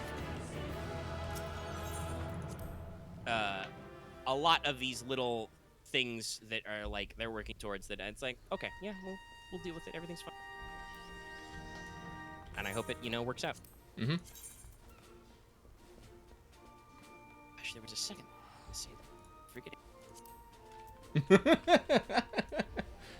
No, Loth, I have been doing nothing but killing this fucking Mind Flayer. I think I only got a couple more runs, though. It's true. They don't. Oh, right. Now I remember another. I was gonna make a joke earlier. Like I was gonna say this about scalpers. Like I'd give them the respect they want if they were like Fast and Furiousing it. I mean, like OG Fast and Furious. Because remember when that was about stealing TVs from semi trucks and fast cars? That's what that series started being about. Mm-hmm. But like no, like that would actually be like, okay, you guys are putting some fucking effort. Like, yeah, if you're using high spec tuner cars to steal PS5s, yes. You probably want to make sure your black market margins are better. But no, you're literally just, you downloaded have a bot. A computer do all your heavy fucking work. The Like, bot, who is not paid, by the way, that is an unpaid computer. Like I said, you got to respect the hustle sometimes, but there is no hustle in this. Yo, yeah, like that's the other thing. Like, I respect a hustle. I've done some hustles in my time. I've tried to get some shit. Mm-hmm. You know, we've tried to figure out stuff. We want to be comfortable. I just talked about how I'd love to have more money to throw at problems to solve them with cash. Yeah. Because that does actually fix things sometimes, is upgrading your budget. You know, but like I said, there's no hustle here. This is literally this service or whatever, this membership fee, this fucking Ponzi scheme, because they mentioned that briefly. They have membership fees to build this ring. They fucking lease you your fucking bot program in another shitty pyramid scheme, get-rich-quick thing. And then the computer does all the work. All you have to do is sit back and collect your money and, you know, ring your doorbell and make sure nobody steals your PS5s. Oh, no. And it's kind of just like, God, just, like I said earlier, just admit you're being a douchebag. Like, this is one of those things where, like, we talk about this a lot in general. Mm-hmm. If you feel some kind of crisis of conscience or whatever, or you feel bad when people are like, talk shit on you, or you feel like you're being outcompeted, or they call you a douchebag or whatever, you need to take a hard look at your own life. Like, that's a you thing. Like, if you feel like me calling the PS5 guys, scalper guys, douchebags is like a value judgment on you somehow, in our PS5 culture, then you should think about why that is and not try to make excuses. You should reflect upon your life. Like, this is the thing we talk a lot about with the audience, because we do get spicy with them sometimes. Just punching down in the room. It's not actually a joke I say, we're not actually that huge. No. We stay pretty humble as far as talking to other people are. But like, if you feel like we're attacking you with our opinions, you need to think about why you are so invested in your own opinion in this thing, and like why it feels hurtful. Like, we talk about how it's like, hey, don't shit on something for no reason in a drive-by. We don't like that. But at the same time, when like other people's value judgments shouldn't hurt you. Mm-hmm. Like, what's painful is how they approach and relay those value judgments. Yeah. To you. Like, if somebody's like, your opinion is shit because that game you like actually sucks, that's like, all right, okay, you could be less rude about this. Mm-hmm. But if somebody just says, oh man, like I said, when people say online like, Halo Reach sucks, it's the worst, I'm like, is it though? What are you saying to me? Like, I don't feel bad I feel like concern for them almost, where I'm like, okay, why are you expressing this opinion to me, you know? Yeah. I think I had a couple tweets. I think I had a couple tweets about this earlier this week. I can't remember. Like I said, You probably did. yeah. You're actually better about tweeting your thoughts and feelings sometimes than I am. I usually tweet stuff, say funny things. Occasionally, I make fun of myself on the studio Twitter. Actually, didn't you accidentally? Did you mean to retweet it Saturday night on the studio Twitter? Yes, I did actually. Okay. I know I was on the studio and I was like, Lucky does this every Saturday. I'm gonna retweet it and let everybody in on the joke. I think actually that was last weekend. I think. Right? Yeah. I think we deliberately referenced that you did that in audio, so I was like, all right, I love to retweet this. I can retweet this as the studio account. Okay. So people know the reference. I Like, think that was what happening. That was a week ago. Sometimes I do accidentally retweet things, but usually if it was an actual accident, I take it back. Yeah, no. Lucky is guilty of this too. But so I think that was. But yeah, like the thing is like, you know, everyone has an opinion, and like I said, everyone's life is based around their experiences and what they experience, and that's what forms their opinions. They're not necessarily wrong, but they're not necessarily right either. Like, they're subjective. Yeah, so usually what pisses me off is not usually, like I said, it's not usually what people's opinion is, it's how they deliver their opinion to me. If I'm just saying, like, I know we've talked about this at length, but I'm going to go into it anyway. If I say, hey, I like a thing, and someone kicks down the fucking door, it's all like, well, that thing fucking sucks. I'm going to be like, okay, why does my thing suck? And if you can't give me an actual reason why my thing sucks that's constructive and not in any way fucking just trying to be abusive or negative, needlessly negative, I'm just gonna be all like, all right, you're fucking dumb, and I don't care about you anymore. Yeah, and that's our usual system. Yeah. And like, and some people were probably talking about. Some people may think, hey, Omega, didn't you talk about how you like aggressively ignore things? Yeah, I ignore stuff where I'm like, okay, your opinion's very nice. I personally don't care about this right now. Like, that goes the other way, and you do have to be careful about this. Like, even if your opinions are positive, you still shouldn't try and, like, shill them to other people necessarily. Yeah. Like, let me form my own opinions, guys. I'm like, have I heard of this thing? And I'm like, it's like, why are you bringing this up in the combo? Why now? Sometimes it's like, does this matter? But okay, yeah, I'm scrolling right through my. It's mostly retweets, and occasionally I say stuff. Yeah, like, because, yeah, I remember I was talking about attack. It's like, attack is the ability to want to say something, think about it, and decide not to say it. In short, yes.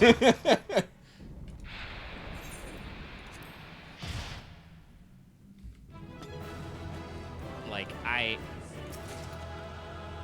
and so, like, in the way we respond to people, I usually try to not be, like, too abrasive, but also at times you gotta be just like, Sometimes you gotta rip off the Band-Aid. Watch out for, well, yeah, you gotta rip off the Band-Aid, and you gotta be careful about giving people too many inches, right? Yeah. Oh, it's like, bursting. You gotta it's just be like, yeah. Like, sometimes if you give people too much leeway, their own personality type or whatever is to basically fill that gap you give them, and sometimes you gotta be just like, no, stop. We gotta poop on the snoot. Boop. Like, I think even, and some of that's probably just because, like I said, I had a tired long day, but like, I've already fired off on a couple of comments today on Let's Take FGO where I was just like, all right, okay, why have you thrown out this to me, which is plastered all over my everything, right? Because hey, guys, when you give comments, we get like notifications and stuff on the studio channel, and like they're all highlighted. They're part of the system. You can't subtly sneak in a comment and like we can't notice it, right? We don't get that many comments, so. When you leave a comment, we love your comments, but also when you leave your comment, you are very loudly boomboxing whatever you're saying out to us, usually to me, but also to Lucky, but especially to me. Hell, because I've got YouTube on my phone. Like I get your comments on my phone notifications because I like to be plugged in and aware. So it's like, okay, guys, this is the tact thing.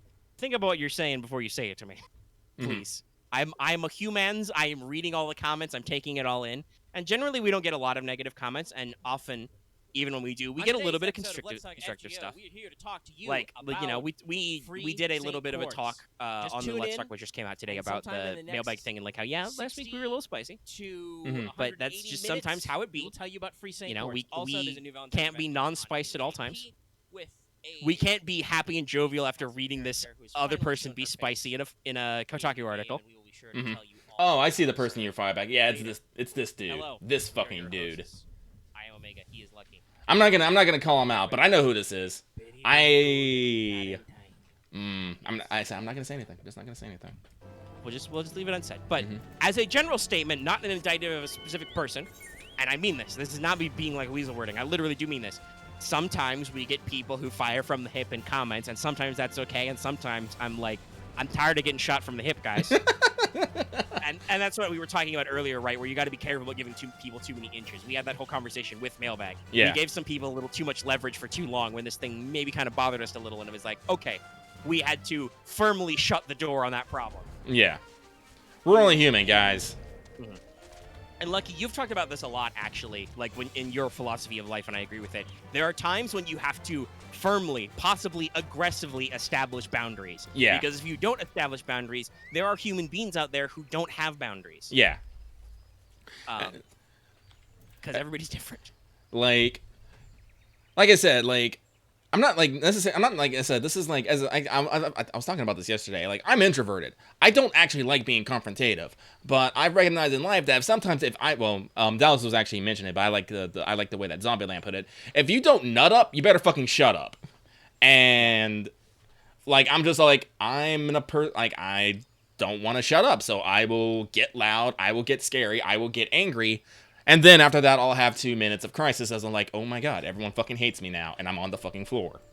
But, yeah, it's as a fellow introvert, it's a stressful thing when you got to establish yourself. I think it's why we're both pretty slow too some of the time. Yeah. But like I said, sometimes you gotta make your own space, dudes. Because otherwise, those damn dirty extroverts, they'll just slip into your space. They'll just slip all over it. Get all their extrovertness all over it, and sometimes you're just like, God, you're too much in my face, in my space. Can you back the fuck up a little, okay? You're freaking me out. And genuinely, I do think for some people, it's like if they are like extroverted or however you want to put that personality type, they are genuinely like, oh, sorry, I didn't realize something was going on here. I'm just being me, you know. Other times it's just because the way they're like their own personal experiences or upbringings or opinions. Humans are great big blobs of nothing. When we're born, we're basically not even humans. We don't do half the things you expect humans to do, right? Mm-hmm. When you're a baby, you can't even use tools. What are you? Chimps can use tools. So like we are basically these formless blobs who eventually develop into a real person. But how people develop is all different. So, you sometimes got to be firm with your whatchamacallit, your boundaries and stuff. And to be fair, there is actually, like, I think in personality types so you do have like the extrovert introvert stuff, but there are like people who are like switching or focusing. Like sometimes you go back and forth depending on your context. Like X talks about this, you enjoy people you like, right? And I'm like, I understand that as another introvert. I'm like, but sometimes I really like to listen to people. The problem is that liking to listen to people and be part of conversations can sometimes go too far because you can sometimes let people have too much. Mm-hmm. And then you're like, whoa, okay. And like sometimes, not that I've actually had this, but as a hypothetical, because I've seen it other places on the internet, sometimes you can have that go too far and you can be like, whoa, shit, did you just say something like really like fucked up or racist or backwards to me? Right? Like people get too comfortable and they let their true colors show. And on the one hand, that's revealing, but also it can be very uncomfortable. Yeah. And I just want to reiterate, like I haven't had that experience with anybody like lately. Like that's not a thing I've really done, but I know it happens. Other times you can also just be like, wow, you got way too comfortable with talking and just letting your thoughts flow out of your mouth. And you just didn't think about that thing you just said to me. And, I'm kind of not happy about what you said out loud just now, and I need to let you know. Hey, think about that. Like, hopefully people don't feel their buzzes are too harsh by us when we have to clap back. Yeah. Genuinely, we don't really mean them as like permanent harm. This is something we've definitely talked about before, Lucky, where like we don't stay spicy for long. So like if we clap back, we don't mean that to be like a permanent thing. It's much like that GIF that's still on screen for me of the bonking Tom with the newspaper. It's just like a casual little, just like boop. Hey, you stop that. Stop that. Okay. Have you stopped? Okay, cool. We're done. Like we don't need to keep this fight going rounds and rounds. It's just like a little bit, just like, hey, why did you say this thing to me? well, Axe, this is the development thing, right? Where I'm like, what you call it, the talking about how people shape differently. You have had some probably what people would literally call, yeah, no, you have had what people literally describe as traumatic incidents. Mm-hmm. Not just exaggerating trauma or triggers or whatever, but no, you've had some stuff that fits a textbook definition of trauma that has shaped you into things, and it's like, okay. And sometimes we can be like, okay, do I need to yell right now? Nah. But other times it's just like, no, listen, we're humans. There is a reason why you have the capacity to be loud. It's helpful. Yes. And like, hell, shit, if you wanna yell back at us, feel free. You know, we can. We're not so thin-skinned that we can't go a couple rounds, but yeah, here's the thing. Usually when we feel the need to yell. Go ahead, Lucky. Oh, I'm sorry. I didn't want to say, but if you're gonna yell at us, like, prepare to be yelled at back. That's. Oh yeah, no, that's what I want to say. Like I said, we aren't so thin-skinned as to say we can't go a couple rounds, right? We can go around and around, and like, if you're gonna, you know, if we're clapping back, you can clap back, but don't expect it to be kind of a roll over and die kind of a thing. It's like, if I don't like what you say to me, no matter what the context is, I respect my right to be like, yo, dog, what did you just say to me? Mm-hmm. What did you just say to me, you little shit? And like a lot of times and we've talked about this also, just I like to reference things we've talked about. This isn't new information. You can keep going on there. You know how it goes. What you call it, rolls back through previous content. You can see this story through our entire works. I think we get slightly better at elocuting it as we go on, though. Mm-hmm. But Lucky and I have a lot of times when people say shit in our vicinity where we can see. Usually because you're in our server for our YouTube channel community. Mm-hmm. And we are looking everywhere except Gacha Games. To bring that meme back from last night. But, like, there's a lot of times when we're actively engaged in conversation and people say shit and we internally are like, I don't agree with what you said there, and actually I kind of wish you hadn't said that, but usually we're like, should I fire back? I'm like, nah. It's not worth it. Leave it. Fine. Whatever. I'll just ignore it. I will just not acknowledge that thing you said to me. Yes. And sometimes, especially if, like, because it is our server, sometimes I do feel like if people are getting a little out of hand with stuff, I do got to be like, all right, guys, wind it in a little, okay? You know, and we've had lots of little stuff. Like, a couple of times today, actually, I've had to be like, guys, can we stop just dropping, like, actual fan art links and not art dump? Like, I know you're not spamming, but, like, we do have a procedure. Can we not break it just for funds? Because, again, that's that talking about giving people too much leverage. If you let people slip in the rules, they might get a little bold, and then I gotta deal with a bigger mess later. I'm just like, okay, guys, don't do that. If you want to post, like, the way I phrased it was like memes or cross-reference stuff where, like, people are, like, cutting out text or they, like, put text over other images, that kind of stuff, that's okay as, like, a one-off because that's not really, like, an fan art dump image thing, you know? But, like, in general, it's like, okay, relax down to that. The other thing, though, is, like, I've also been talking to people about, like, double posting, because some people get in a rhythm of posting a shitload of links a lot, and I'm just like, okay, guys, cool your jets a little. Yes, exactly. You defied my rules at the end of Let's Talk FGO, and I was like, 1,000,000 years dungeon. Loth takes his lumps, though. And honestly, I think sometimes Loth should stand up for himself a little bit more, but Loth generally is like, nope, you're right, that was dumb. Loth will still say the dumb thing, but he'll be like, nope, you are absolutely correct. What's that meme? Understandable, have a good day. Mm-hmm. Loth is that guy. He's like, yeah, no, you're right, that was dumb, have a good day. Gonna go now. Okay, well, as long as everybody knows. I hang out with lots of people and lots of stuff. We have extensive conversations. Our Yu-Gi-Oh videos are pretty good. Speaking of which, hey, if you noticed there was some weird things where there were big silent parts, I did fix that audio. Please go watch that again, because I know it was a little weird. I think I, like, accidentally deleted some of my project files before my project was finished somewhere. I did a lot of scrubbing of some old junk files out of my computer to make some space for stuff, because I realized I'm, like, building up some things.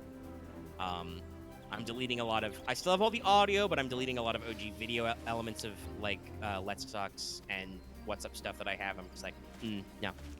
I don't need this in a back row. I can access this from YouTube, assuming our channel doesn't get yeeted. Which I would like to think our channel won't get yeeted. But, yeah, it did okay. But I would appreciate if people check that out. But I get to hang out with those guys on a regular basis and talk on our little private cubbyhole. And no, we definitely get some fun times, and sometimes where we gotta just be like, you know, go out there. Oh, but those are good too. But I don't need the space. What I should probably do is I should contract like a backup service. But I also don't know if any of our, if the odds that like we will lose access to any of my like OG files and also our YouTube channel are really that crazy. Like, it's a thing at some point I need to take care of, but I'm not sure if it's an irrelevant risk, and I would prefer to, like, contact a server. Anyway, that's a different conversation. Okay, so we talked about our favoritist article. We got a little bit in the weeds there. Mm-hmm. But we like to do that. It's what... Yeah, Star Wars. We are planning on still doing that. Yes. We won't do anything special for Valentine's Day, because we're in the middle of a plot. We'll just, you know, play games, explore mountains. I don't want to say climb mountains for sure, because I don't know if you will. Yeah, we'll see. You might decide to poke a mountain. Blow up Maybe a mountain. Blow up a mountain? Yeah. Axe is excited about maybe Fuck using mountains. explosives, some using explosives. He mentions it every time. Fuck mountains. Well, yeah, he did specifically pack those shaped charges so he could do some creative redecorating. Yes. Okay. Let's see. I think we talked about all my core games, because we don't have anything to say about Control right now. No, not really, no. But Halo, Sentinels, like fantasy. I haven't really done any reading or anything. Watched crazy TV. I mean, I don't have much to say about it. I do want to mention, just because 13 Sentinels had me in a certain mood. I did actually finally track down and watch the Code Geass movie, Lelouch Resurrection. I hadn't actually gotten out of, like, I just hadn't found the time to sit down and watch it. You know how it'd be with movies sometimes. It's kind of interesting. I do kind of feel like parts of it were a little compressed because it's only a 2-hour movie, right? I feel like when they originally announced it, they alluded that it would be a new season. And I kind of wish they had done that because they could explore some things a little bit more. It's an interesting, like it's an interesting film. Sorry, there was some discussion going on in the gallery. I got distracted from London. So it's an interesting setup. I mean, like, it's obviously called Lelouch of Resurrection, so it, in the actual anime, they're very firm on, like, yeah, no, Lelouch is definitely dead. But this is kind of like, I almost feel like it's a canon what if, right? Like they do sometimes, like in comic books, where they're like, okay, I know we said in the actual TV series Lelouch definitely died, but what if we did that thing where he didn't die? Because it was hypothetically possible, as an excuse to get some more Lelouch in it. Like, honestly, I do think there could have been an interesting sequel, series, or movie where there's no Lelouch in it, as much as I would miss Lelouch as a character. Miss those sweet Jun Yama vibes. Because obviously in the movie Lelouch is resurrected, they do the scene, right? It's great. No, it does the whole thing. He comes back. There's some assholes who are like, oh, you're talking pretty big britches for somebody without a weapon. And he's like, oh, I've got a weapon, something that my good close associates know about. And in the scene, Lloyd and Cecile are there, right? So they're like, ah, shit, he's gonna do it. And they close their eyes and look away. And then he's like, hey, Scrub Lords die. And they're like, cool, we're dead, blah. And I'm like, they did the big dramatic music. I'm like, yeah, nah, this is literally what I'm watching for, right? I'm watching for this moment and some other Lelouch moments and maybe some giant robot fights. I gotta be real, the giant robot fights weren't super great. Oh no. They didn't use a lot of conspicuous CG, which was good. I know that was a thing from, I still haven't watched Akito of the Exiled, but I've seen some of the scenes. The nightmares are very, very CG in that. For the movie, they didn't look that CG in a lot of shots. Like, most of them were pretty good. I'm assuming there was still a decent amount of work that was CG, but they blended it with the art style a lot better. It was only 2 hours. There were only a couple of really big fights, and I feel like some of them were deliberately slow-paced and, like, stall-y so that we could get more Lelouch does brain chest things. And also, I gotta be real, there was only, like, really one enemy antagonist in a Nightmare who was, like, actually worth anything. Which is kind of disappointing because by the time we get to the climax, you know, it's Lelouch has got his A-team back, so he's got, like, fucking Jeremiah and Cornelia's there, and obviously Suzaku and Colin are there, right? And like Anya's there, and it's like, okay, all right, these guys, if not for the plot shenanigans, right, these guys don't stand a chance. So they have to shenanigans a little, so they can't just blow everybody up and kick their ass. So I understand why for plot reasons, but in like some of these fights are a little disappointing. They do at least do a couple of interesting things. The rando enemy country they fight has like some actually interesting different nightmare designs. Like they've got some that are like quadrupeds with like wheels and like tank guns on the shoulder. There's another guy who gets like basically a giant scorpion mech. Oh, crazy. Yeah, so like they do some interesting things with the design. I just don't think in the movie time slot they really had enough time to flesh that out. It's a little sad. And I should throw out for everybody, if you don't know, this is in the continuity of the compilation movies they did. So, like, in the movies, they have a slightly different continuity. Some of the pacing and framing is different, and they skipped some stuff. Like, Mao's arc is skipped entirely. He doesn't appear. Shirley doesn't die. Oh, really? Yeah, no, Shirley's not dead in the movie continuity. So she gets a couple cameos in the Lelouch of Resurrection movie. Interesting. She's sadly not a major character if you were thinking they would do something with that, but to be fair, it's Code Geass. There's like 5 million characters. Like, honestly, I feel glad that they at least did a decent coverage for most characters. Unfortunately, Nunnally is kidnapped and unconscious in a weird glass tube thing most of the movie, so you don't get a lot. There's a little bit. Mm-hmm. And to be fair, that was probably the only thing they could use as an excuse to break Lelouch out of being semi-dead is... Hey, Lelouch, Nunnally got kidnapped. I'm alive again. I'm Zero. Hello. Lelouch, no. I'm sorry, I'm just thinking someone's over at Lelouch's grave just crying, Lelouch, I'm sorry, I couldn't protect Nunnally. Just fucking zombie and...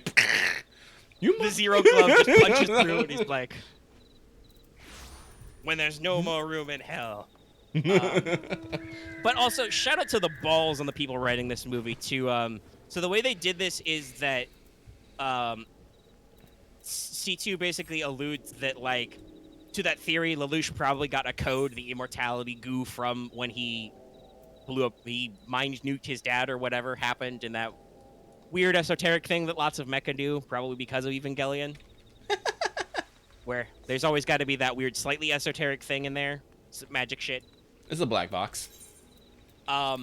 But, like, when he did that whole thing, he, like, probably inherited a code, but because he kept using his Geass, it didn't, like, turn on. So his body survived, but his soul still went to the soul world place, so she's, like, looking for a soul temple to stick his soul back in. But for, like, the first 20 minutes of the movie, Lelouch is basically, like, a vegetable man. Like, he mostly mopes around and makes, not quite, like, baby talk noises, but just kind of, like, wow. You know, like, grunting, groaning, screaming in terror. So again, shout out to these guys for giving Jun Fukuyama, because I did listen in Japanese, Lelouch, and also Joker, right?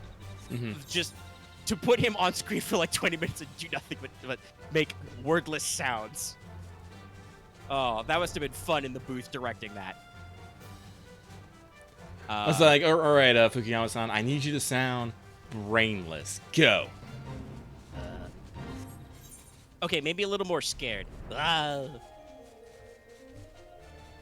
You're looking at a kaleidoscope and Colin is like poking you to make sure you're alive. Stuff like that. So like that's interesting and it makes the comeback all the better. I do obviously Lelouch is in the title, so it's a movie that's kind of about him. But I do also kind of feel like they focused a little too much on that. Like there's good moments for characters, like if you're mad at Ogi, for instance, like he has a lot of scenes where like he talks about in the intro, he like resigned being Prime Minister of Japan because he never felt cool with how he got to be a powerful political figure. And like he has this whole conversation with Lelouch later where he's like, I feel like the worst thing I did in my life was like turn my back on Zero. I'm sorry, my dude. And Lelouch is like, nah, it's cool. It's fine. Everything's fine. Are you with me? And he's like, yeah. And like he has a conversation, like he finally gets to like actually have a fucking conversation with Cornelia. And she's like, okay, I don't know how or why you're alive, motherfucker, but we're not cool. And Lelouch is like, okay, but none of it. Cornelia's like, shit, he's right. Fuck. Okay, we're cool. Like it's not a lot, but there are these little they do the thing that you should do in, like I said, these what-if scenarios, these canon what-ifs, and actually, like, have conversations with people. Like, Suzaku's kind of mad that Lelouch came back to life, because that was kind of his whole thing, that Lelouch would die, and he would be stuck doing Lelouch's job. And Lelouch is like... Lelouch, in his typical Byronic fashion, doesn't at all tell Suzaku. C2 has to tell him that, you're like, hey, dude, I'm planning to die. I was not planning on achieving your immortality, hypothetically. But... Crazy Green Hair over here was like, you didn't fulfill the contract, you must come back to life. I do unfortunately feel like there are characters that they include for the sake of it, but they don't really do anything. Like, as much as I love Colin, I feel like they don't really do a lot with her. It's like, girl, when I last saw you in the TV series, you were like going back to school with like toast in your mouth. Why are you in the middle of Bumfuckistan, you know, in your tank top punching dudes, right? Like, I know you are still a child soldier, basically, but like... Wasn't the whole point that you got to go back and have a non-violent life? I feel like there wasn't... Well, I guess, you know, Suzaku and Nunnally were in danger, but it did really feel like a kind of a, like, cluttered thing where they just threw her in there because, of course, Colin's got to be in it. She's got to fly a Gurren, and she's got to nuke some people with radiation beams. And I'm like, I love this, but also... You know, I do like what they do with other supporting characters. Like I said, there's a lot of Lloyd and Cecile in it because for some reason they're in the covert ops team to find Nunnally, being escorted, of course, by Colin and Sayako, who's just full-blown ninja maid all the time. They put her in fucking ninja ass armor over her maid outfit. It's great. Nina actually shows up and does stuff. She pilots a nightmare for like 5 seconds and uses her science brain to like take out some mooks. So it's like, okay, you're doing interesting things. But I really do feel like it should have been like a third season, like a full-blown. I think why they wanted to do the movie thing was because they wanted to keep it in the continuity of the films because people are a little bit more positive to how that ended because of like the pacing, like I said. Mm-hmm. Like a little bit slightly less fucked up shit happens in the movies and like the pacing is a little bit better so you feel less extreme. But it's like, it's all right. I liked it for what it was, but I also feel it was a little shallow. But hey, whatever. You made a 2-hour movie. That's cool. Seriously though, I would love to say have if I was going to talk about Code Geass sequels, I would say have some goddamn balls. Don't put Lelouch in it. Like as much as I love him, do the ballsy thing and like actually make it about those other characters because that's the thing. Code Geass is really about Lelouch a lot and. I think I've talked about this before. His classic Byronic hero problems where everything is always his fault forever. It's all about him and how much he suffers. And the story has a lot of suffering, but there are times when you're just like, damn, dude, you need to chill. Get some perspective, my bruh. That said, like, I think the narrative genuinely works when you look at and acknowledge, no, Lelouch is like this Byronic, like, self-effacing hero. It's totally about how everything keeps happening hit to him bad, and nothing goes his way, because otherwise there would be no conflict. So that's my, like, 10 minutes of anime, maybe? Mm-hmm. 15? I don't know. It was cool, but also it could have been better. Aren't they... Did somebody out there announce that they're working on more Code Geass projects in the future? I don't know. I feel like that was a thing. That's not a good name for a Chocobo by Dallas. That's... Code Geass is one of those franchises that was pretty goo, but not quite perfect. It's like you can't let go of it, so they keep trying to do stuff with it, some of which is interesting, some of which isn't. They went really ham in the break between Season 1 and Season 2 with, like, spin-offs. That's when, like, the Nunnally manga came out, and there was, like, the semi-canon visual novel thing that, like, split off into its own thing with its own endings. Mm-hmm. It's one of those franchises that's got some really interesting concepts you can't quite let go of, but also it's like, wow, guys, don't bleed it to death. It's got great openings. No, I stand by. Code Geass is a really good series. It's just got. Also, is it just me, like, or does this happen a lot to mecha series? Like, I know this hit IBO as well, where like they did the dramatic second season production shift, right? Where it was like, all right, we've done our first 24 episodes. Cool, great. We're gonna do the series. What? You mean this is like wildly popular? And in Code Geass's case, what? You're moving us from a late night to a primetime time slot? Shit, we've got to redo everything. You know, that's. Go ahead. No, I was gonna say I do feel like that happens occasionally. It's definitely an anime problem where like, well, yeah, I don't know if Randy and Stockton will ever be properly brought back, sadly. But no, like the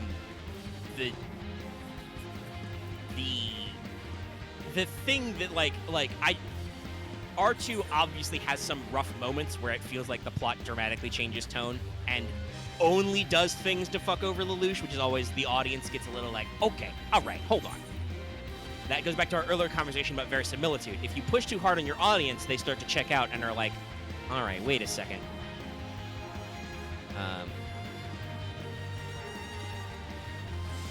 So, yeah, there's some things, like I think, for instance, the Black Knight's actually turning on Lelouch is like, okay, that only exists to set up a different thing. But it's also a really good character moment where cool stuff happens. Like, there's some great scenes that come out of it. Like, Lelouch and Suzaku finally getting their shit together and being on the same team, because you know you wanted that for, like, 30 or 40 goddamn episodes. Don't lie to me. Don't you lie to me. You wanted that for since, like, episode 1. And honestly, that's a big conflict of the series. You want Lelouch and Suzaku to put aside their differences and come together because you know they're bros. But the series just keeps extending that conflict out.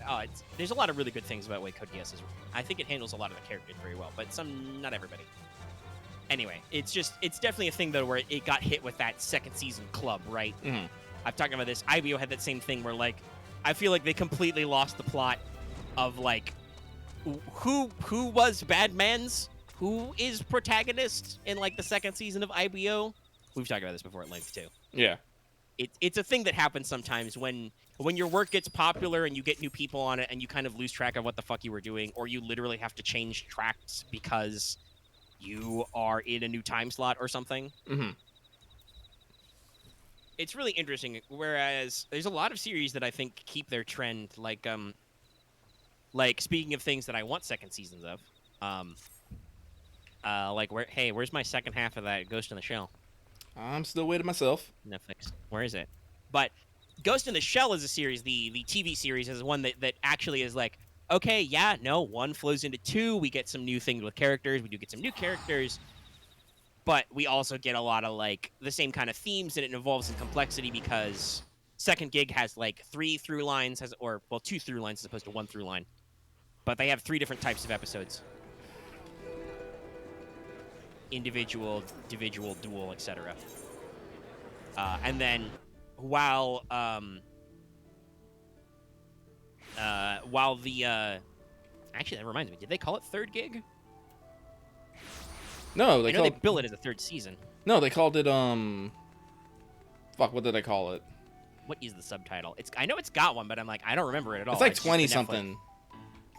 2025. Yeah, but they call it something to differentiate it. Yeah. In that season, while they simplify it back down to like one major meta plot through line, like one myth arc, there are still standalone episodes. That still like very easily snaps together, and you're like, yeah, I know all these characters. Everybody's great. I feel them. And they introduce a new rookie character for like 5 seconds, and then they put him in a box for later. Great. Like there are some series that keep this multi-season continuity better, and then there are some series that like don't know what they're doing. Honestly, I think a lot of this could be solved by just more people pre-writing, but that's also, I understand that's hard when you're doing new IP, right? Yeah. Because you don't ever know if you're actually going to get your second season. But if you have a plot that doesn't fit into 1 season, you need to like do some level of pre-planning, or at the very least leave your first season open-ended, because you can get fucked where you can solve all your problems in a first season and then go to a second season and be like, ah shit, what's the conflict now? Like, actually, I think that might even be kind of what happened with IBO, because like IBO has a big showy conflict that ends everything, and like, that feels like a triumph, we're done. There's a second season? Well, I love these characters, and then it just kind of like, shit, what's the conflict? We have to come up with new conflict. And inventing new conflict sometimes gets dumb. Yeah. Lucky and I think about these things a lot because we have watched a lot of Trope Talk. Oh, yeah. Red does a very good job on Trope Talk about talking about these little things. It's a very well-reasoned, researched aspect about thinking about storytelling, and it's something I think about a lot. Pacing is something I sometimes think, at least in terms of like game mastering, I'm not great at. But also, RPGs are different than actual story writing. It's very complex. Okay. Yeah, I think that's all I got on Sam. We tangented about storytelling. I do love to talk about that stuff. Let's see. By the way, again, shout out to OSP. Go watch their Hades and Persephone video. It's like 20 minutes. I love it. It's great. It unpacks a lot of the things that need to be unpacked about stuff. Also, it does remind me that this is something that I know I didn't like, but I love how Red puts it with, like, just mythology and, like, people reinterpreting shit and then just also just making shit up. Where it's like, guys, just admit you're making shit up. You know? Don't bullshit me about saying that, like for instance, to do some slight spoilers for some of the conclusion, but you talk about the end where, like, some people have tried to reframe the Hades and Persephone myth as, like, something that's been obscured, and, like, Persephone used to have much more agency and much more, like, power, but then the patriarchy got all over it or whatever. But they bill it as, like, the earlier goddess worship version. That's bullshit. And that's not just me as a dude saying it. Red told me that. She, like, did the research and was like, yeah, I think this first appeared in the 1970s when somebody wrote a book and was like, the real story that happened. And it's like, on the one hand, reinterpreting myths, cool. The people who made these myths do it all the time. Selling yourself as, like, this is the real story, that's horseshit. Don't do that. That causes misinformation and confuses normies. That's not what the quote-unquote original version does, because we have an OG version in the Homeric hymn to Demeter, which is fragmentary, but it's the oldest actual record we have of this going on. Possibly because, fun fact, Hades might be Greek in origin. Demeter and a lot of other Olympians exist in the Mycenaean society before the Greek Dark Age. We have records of their names in Linear B, but not Hades. That doesn't mean he didn't exist, but he probably was different. If I want to steal some thunder a little bit there, I think the best conclusion from what I heard in that and from what I know, it sounds like originally there was just Poseidon, and Poseidon was a bigger deal because he was, like, Lord of the Water and the Earth. And then when that got too Greek, they turned that into a trinity of the three brothers. They kind of, like, forked all of Poseidon's earthly stuff into Hades and then kept all his watery stuff as Poseidon. It's a very interesting concept that people should think about more, because this is talking about pet peeves, right, Lucky? Mm-hmm. And stuff we talk about. This is the thing that occasionally irks me, because we talk about Fate a lot, where people try and be like, but the myth says this interpretation of the character is definitely correct. And it's like, no, that's not how that works, guys. Please, no. People have specific reasons for how things are the way they are and why they are. Like, there are so many myths that are like mythology is very interesting overall. Not to go in too long a tangent, because my throat's starting to get a little dry, but I'll tangent a little bit about this, because I think we're winding down the show, and I've got things to say. And Lucky may have to say about the things I say. Meh. Roman. But, like, when people create things, they do it for a reason, right? Mm-hmm.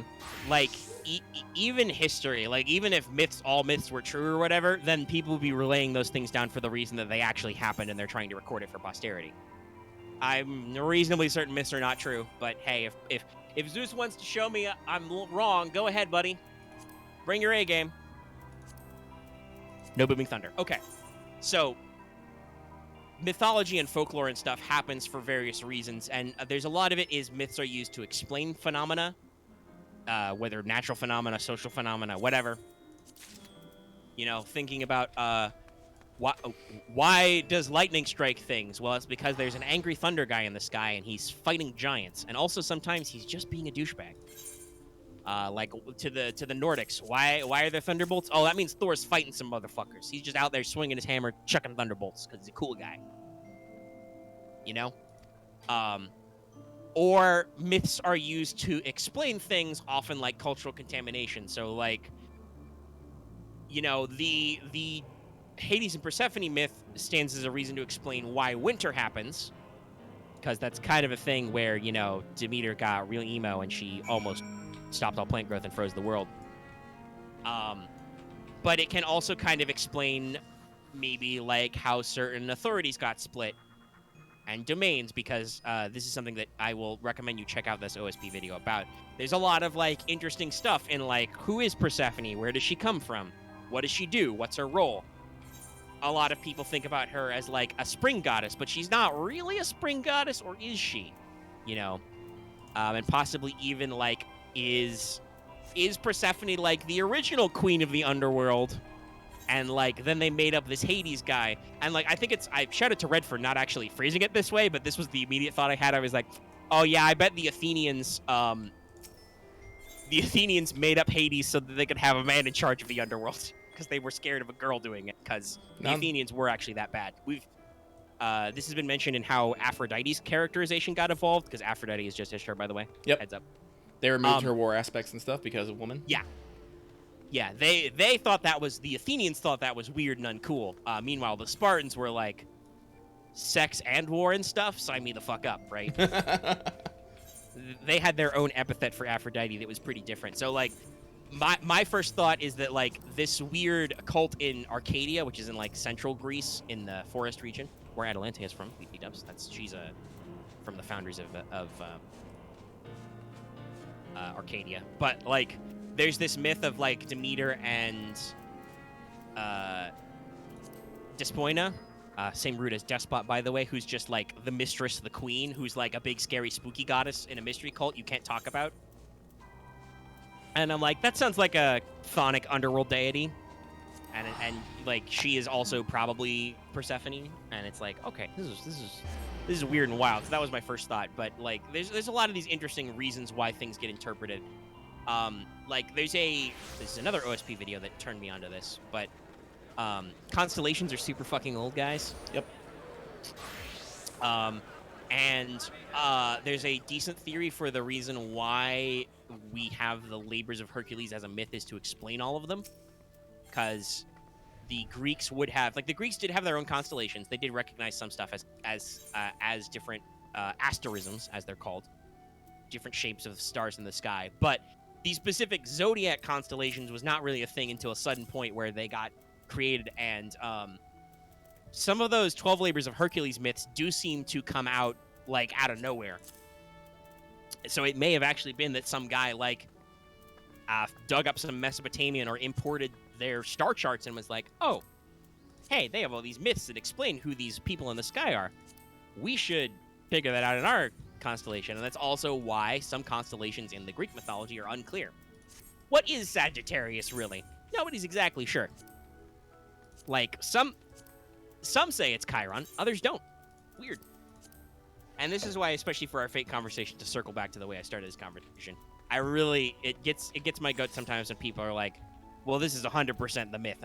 And, But is it? Myths are like history. They're very unclear and foggy.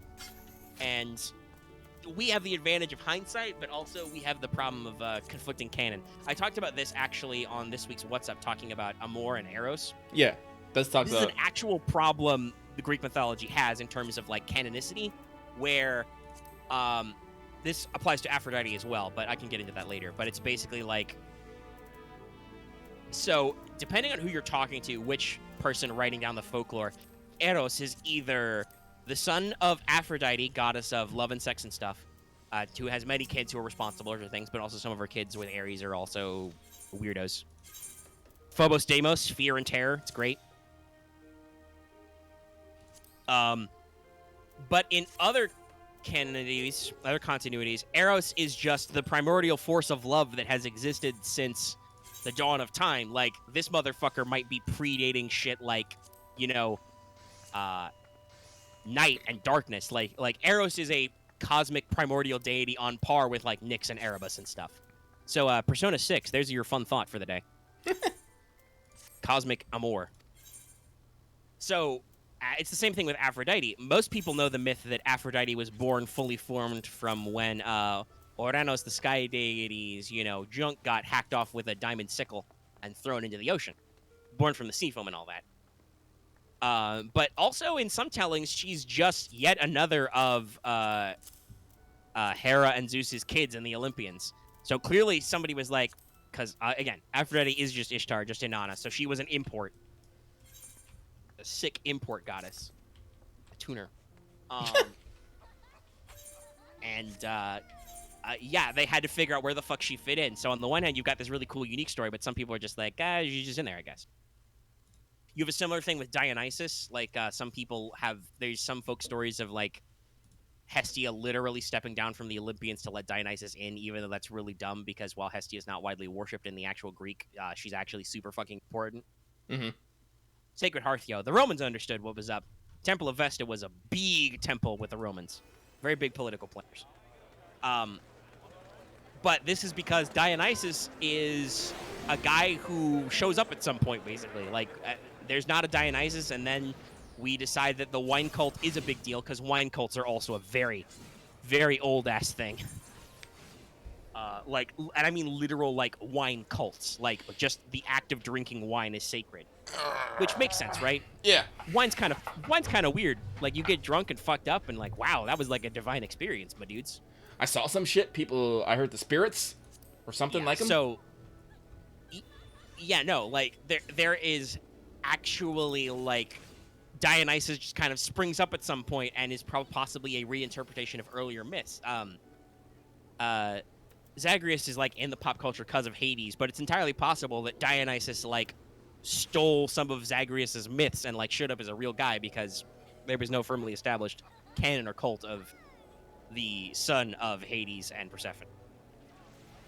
Yeah, you talked about that. There's a reference to that in Hades. Like, but there's a lot of these little things. Like, this is another thing that OSP pointed out to me. Just go watch Miss. It's really great. Also watch Journey to the West. But anyway, this is something I think I vaguely knew beforehand, but OSP definitely put it on my radar again, where like Hermes is just Pan, but better, basically. It was like, man, Pan's really fucking weird. We don't know what to do with Pan. What if we cleaned up Pan a little bit and turned him into a new guy?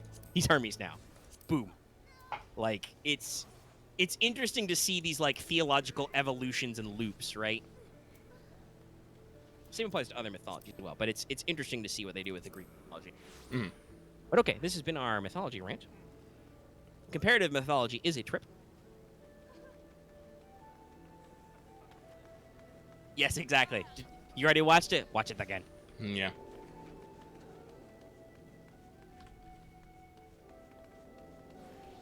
Do it again. Do it. Do it. Alrighty. Oh, fuck. So, we're about 2:40. I think it's time to wrap up. Lucky, Yeah. anything else you want to throw out there for the peeps at home? No, I'm good. You lost Okay, me. cool. You lost me Let's like wrap 20 minutes a minute ago. I'm just like, it's just mega time now. Hey, listen, I'm big on the comparative mythology. I think I mentioned that before once. That was a course I took in college. I took a world book. Great, fun times. Okay, all right, let's wrap up. It's like 10 o'clock at night, and I haven't had dinner. I'm not really hungry yet, but I'm sure it'll hit me when we stop, so. Let's go do the thing. And remind everybody that if you're watching this video on YouTube, be sure to give it a like if you liked it. If you have any comments, leave them in the comment section down below. Just remember what we said about comments. If you have your comments, think about your comments before you leave them, but also leave your comments. It's fine. Just be wary. We may yell at you. You can also join our Discord and be yelled at by other people. That link is in the description and our channel page, as always. If you're new here and want more, please subscribe to our channel so you can get more What's Up, more Let's Talk FGO, more other stuff, like I said. Speaking about comments and subscribing and stuff, do let me know what you think about that Henry Stickmin collection thing. Like, do you want to just watch me? They're short games. Do you want to watch me do them all at once or little bits of Let's Plays? And if you sub to them, you can see them. It's cool. It's great. And, of course, you can also hit that bell for notifications so you always know when we post a new video. It's helpful. Yeah, okay. You can join our memberships, get stars. It helps us out that way as well, especially because we cannot get Super Shadow money right now. Memberships are a cool way to throw us some of your bucks for a little bit. Let us know you care. And, of course, like I said at the front of the show, you can get this show on Patreon early in audio format for as little as $1 a month or $10 a year. You can get access to other stuff like videos early, listening to the show live, shoutouts, etc. also on Patreon. And that's everything. We'll see you guys next week for more What's Up. Yeah, hope you enjoy it. Bye. Goodbye. Goodbye. Goodbye. Goodbye. Goodbye.